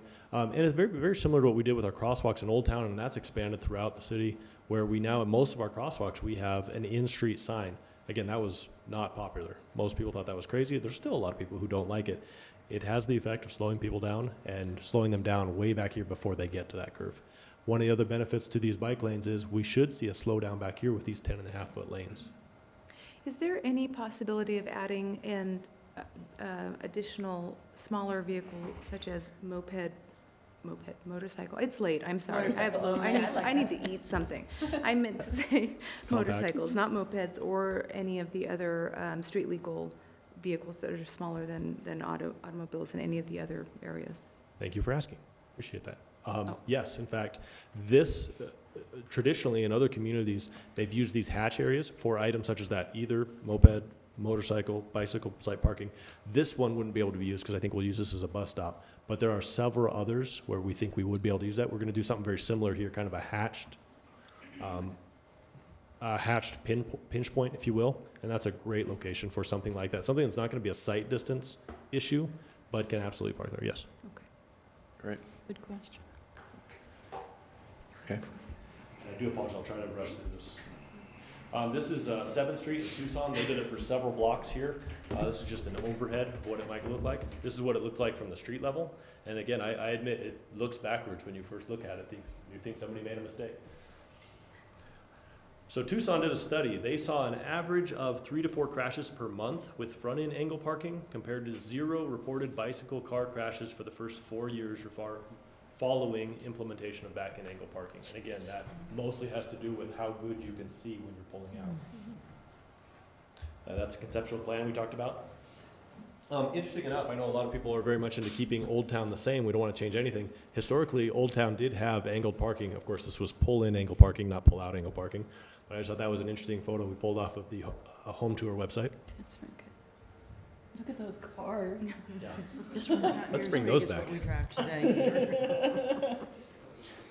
As far as the pros and cons, I'd be remiss to tell you that there aren't some cons here. Absolutely educating the public, the learning curve. Also, one other interesting negative with it is every once in a while you'll have cars who sit there and idle, and basically you've got their exhaust pipe pointing right towards a business. So we probably would want to do some signage as far as no idling, because that's apparently become an issue in other communities. Okay. We did meet with the Bicycle Advisory Committee, not just about this block, but about the entire road diet. They came up with 3 suggestions. Well, actually, they had a couple of suggestions. One of them was to make it downhill in both directions. So, of course, there was a couple old timers wanted it uphill in both directions. So we're going to go with leaving it as it is. But they did want an 8-inch wide bike stripe, which, again, is pretty inexpensive, makes some sense, kinds of lets drivers know this is different. This is not your normal roadside stripe. This is a bike lane. Also, a lot of other communities have gone to where they paint the entire bike lane green. Now, the problem with that is that although paint is relatively cheap, that adds up. When you continue, you're talking miles of bike lanes, that adds up pretty significantly. What our Bicycle Advisory Committee found, I think this is from Tempe, what they did is they only did a green bike lane right at the intersection. So basically when a car pulls up to the intersection, they know to look for a bicyclist there without having to stripe the whole thing green. So if that's something you'd like to look at, we can move in that direction. Also, they wanted to see in that conceptual plan at least a dashed line behind the vehicles, so there's a very clear, like, hey, you need to scoot in further, or vehicles need to stay out. So we'll probably look at that as well. Okay. So I apologize. That was probably way longer than any of us wanted to be here. Questions? Would the council like us to consider moving using about $170,000 from the pavement pres funds into this road diet project? I would. I think it's a really neat idea. I mean, it definitely is going to take some education, but I think it's a neat idea. Me too. Yeah, we've talked about it for a lot of years, and I think just the amount of side friction they're going to create is really going to slow traffic down, and it is moving too quickly, I think, in that area of town. And with increased traffic, and with trying to encourage, pedestrian traffic and encourage bicycle traffic, I think we really need to find ways to slow that traffic down, and this does that, and it accomplishes so much more. So. And the commuters will just escape down Cactus. That's right. That's right. Yeah, that's next. Would you like to give individual direction on those alternatives, or would you like us to just the alternative bike lane widths and options, or would you like us to just go meet with the BAC and maybe a few stakeholders and kind of come up with a? I think so. Yeah, hash it out.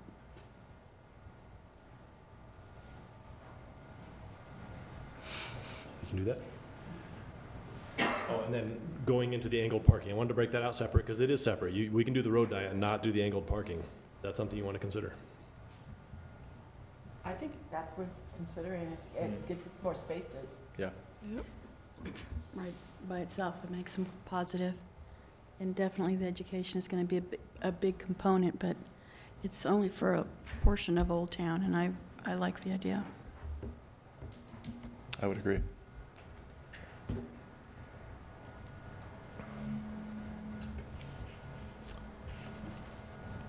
Oh, finally, this did come up in the conceptual design. If it's a parking lot, by our own city code, we are obligated to put in what's called an island, very similar to what you see right here. Basically, you break up the parking lot every 15 spaces with an island. On-street parking is not obligated to be held to that same code.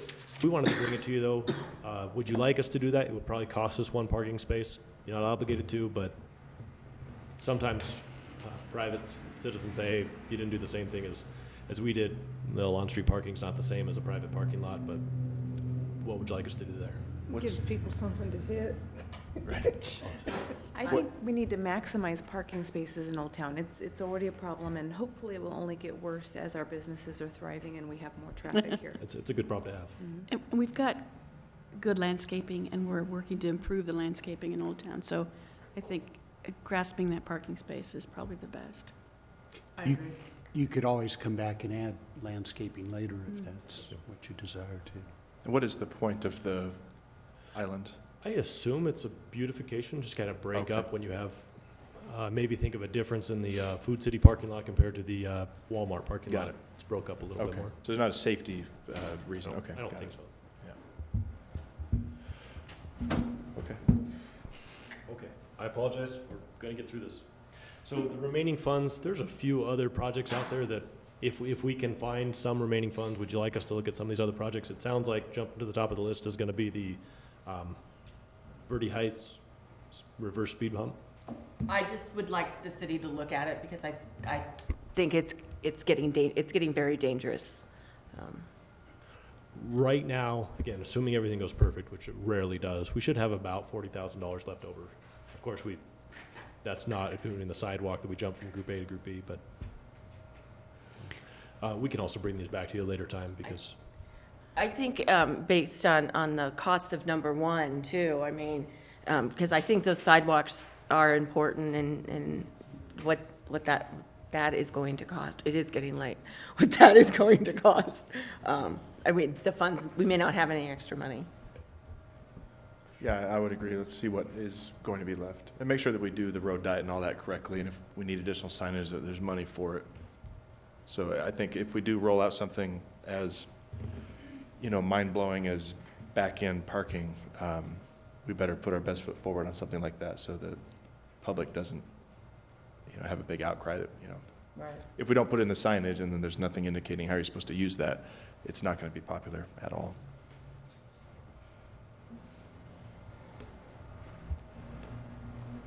And the county's talking about doing Ogden Ranch Road based on our discussion the other day, so. Yeah. And that's all I had. I apologize unless we have any more questions. Any other questions for Mr. Scott? No. I know we have several members of the Bicycle Advisory Committee. Would you anybody care to address the council tonight? That's no. I think that's no. It's late. Okay. Well, I do appreciate you being here tonight, hopefully in support. And thanks for all your hard work in getting us to this point. Much appreciated. Okay, if there's nothing else, then we'll move on to the next agenda item. And I appreciate council's patience. It's a big, stacked agenda tonight.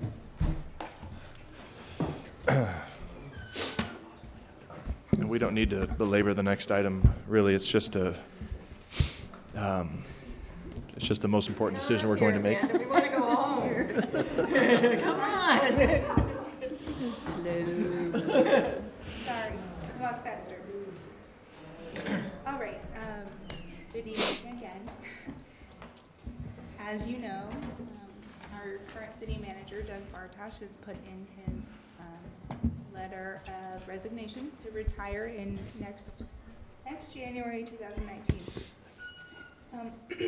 So we need to discuss what type of process the council would like to move forward with in selecting a new city manager.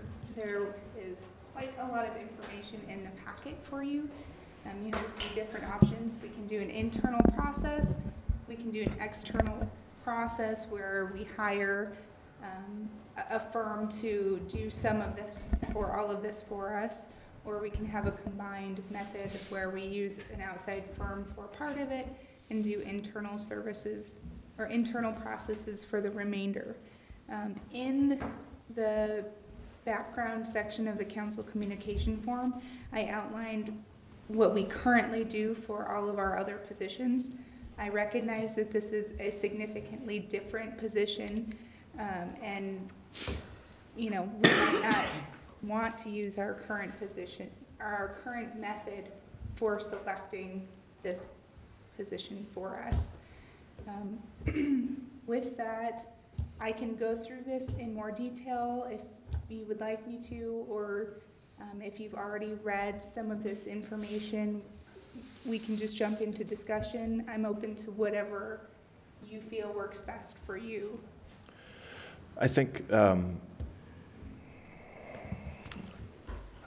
what the direction I think I'd like to get from council tonight is how much of a hands-on approach do we want to make this process? Because I think, there are firms that do this for a living.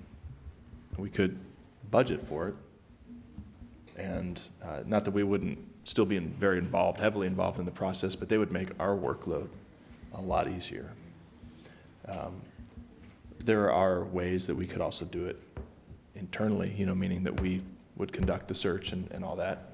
And ICMA would be a great resource for that. There's other city managers in the area that have offered to help. So, we could certainly do it ourselves too and save probably $35,000, I think is what I think Sedona spent to hire their city manager. I don't know how much Sedona. I think that's what, I met with Justin Clifton here a few weeks back. I think it was about that. And they would essentially do all that footwork and get a process together for, running the candidates through, through the ringer, basically, to make sure that they're the right candidate for us, or we can do that. And then do they give us like a top 5 or? Yeah. Okay. And the thing I could do is we could reach out to Peckham and McKinney, I think was the name of the firm that was in here. They're a executive search company. That's what they do, Southwest. We could have them come in and give us a dog and pony show, frankly, give us a pitch, tell us what they do. Let us know what their cost is, just to hear. There's no commitment, but just let's find out what they can offer us. Is that who Sedona used? Yes. I like that idea. Let them sell it to us. Yeah. And there are other firms too. It's not just, they're not the only one. So we could do a search and find out what other firms want to come in and give us a sales pitch, essentially. Well, not too many. Right. I'm not an expert on our procurement policies, but I think if we're spending over a certain dollar amount, we'll have to look at more than one. I think it's a minimum of 3 if it's over 5,000, which more than likely this would be. Mm-hmm. So we would have to look at more than one. Even just to have them come in and tell us what they're all about, essentially. More appropriate. Steve is shaking. I'm sorry. Amanda's right in terms of the purchase. In terms of inviting somebody in to give you a presentation without a commitment, that's not covered by the procurement policy. Okay. But I think we should reach out to at least one other firm to get their pitch.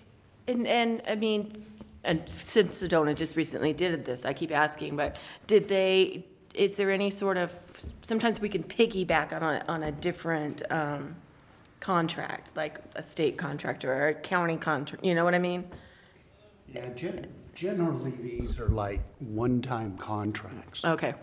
Because it's not one of those where you're continually hiring a city manager or a city attorney or a police chief or whatever you're looking for. Yeah, and I think that my understanding again is that it's very much matchmaking. It's very specific to the community, so they're going to want to come out and do a community profile. I think we included one in here for Windsor. That was one search that they did for a community up in Colorado that was similar size as Cottonwood. But it's very specific to the city or town that they're recruiting for. So I don't think a piggyback search would really do that. They're not just going to run an ad in the classifieds and whoever fills it out, they bring you the options. I mean, they really do a search. No, that's not what I meant. What I meant is like a sometimes contract. Yeah, Being sometimes. able to jump on And somebody's contract. I don't know, but I think it's entirely possible that there are human resource consultants for whom this is part of the services they provide that are available maybe on state contract or maybe through one of the cooperatives that we belong to. That's the word I'm looking for, cooperative. Thank you. So But it seems like we need to at least invite 3 in. Okay. To do a presentation. Yeah. I think, I mean, from my perspective, obviously I know that we all want to have our hands on this process thoroughly, as we should. It's the most important decision this council is going to make. But I think it'd be nice too to invest a little bit to get some help to make sure that we're getting the highest qualified applicants available before us so that we can, vet them. And that will likely cost money. If it's going to cost resources one way or the other. Either stress this body more to do more of that footwork, or it's the cost of doing business. It's the cost of doing business. If you look at Cottonwood's history, for a search, it should be a thorough search. Yeah. And if they're handing us and they vetted other applicants and we're handed a slate with 5 people to look at, I'm all for that. Okay. And if you look at the history of our city manager tenure, I mean, we're looking at making an investment that's hopefully going to be 8-10-year investment in a city manager. So I'd like to make sure we do everything we can, use all the resources we have available to make a good decision. The other thing that I think is real important, and you'll see this in most city manager processes now, and even with our police chief hire, the other thing you want to be thinking about is how do you get community input into this decision. And a lot of times it's a day-long or 2-day-long interview process where they're continually moving from different groups to be interviewed by different representative groups of the city, and that eventually the process would consolidate those scores and present you with some, probably the top 3 candidates. That's a great idea. Go from there. And I believe that in speaking with City Manager Clifton over in Sedona, that's what Peckham and McKinney did. They set up those types of forums where the community had an opportunity to come in and, really run the candidates through their paces. It sounds like. And that's pretty true. It quickly weeds out the ones that are unprepared or really aren't in it for the right reasons. And so it seemed like it was pretty good. So would you like us to move forward then with getting some professional firms in here? Okay. Yes. Let's start with that. So look for at least 3 different companies, Peckham and McKinney being one of them. And then also look into the cooperative agreements and see if anyone is falling under that, and then bring that back to you. And I'm sure the ICMA or ACMA here in Arizona would be happy to point you in the right direction too, as far as who else locally. The league might have resources. I was going to suggest the league would be a great resource for you. Great. Okay, that was easy. Anything else? Easier than I thought. And we made you stay all this time. We'll go back to this after we do that. That's good. Okay. Would you like this to come back to the next work session in April? I think we need to. Yeah. Yes. Does it need to come back sooner? We could have it as a discussion item in the next council meeting. No, I think she needs time to research. Yeah. We're starting early enough in the process where we should. Okay, great. Please. I move to adjourn? I'll second that. Councilmember Henry made the motion, Mayor seconded. All in favor? Aye. Any opposed? Okay, thank you.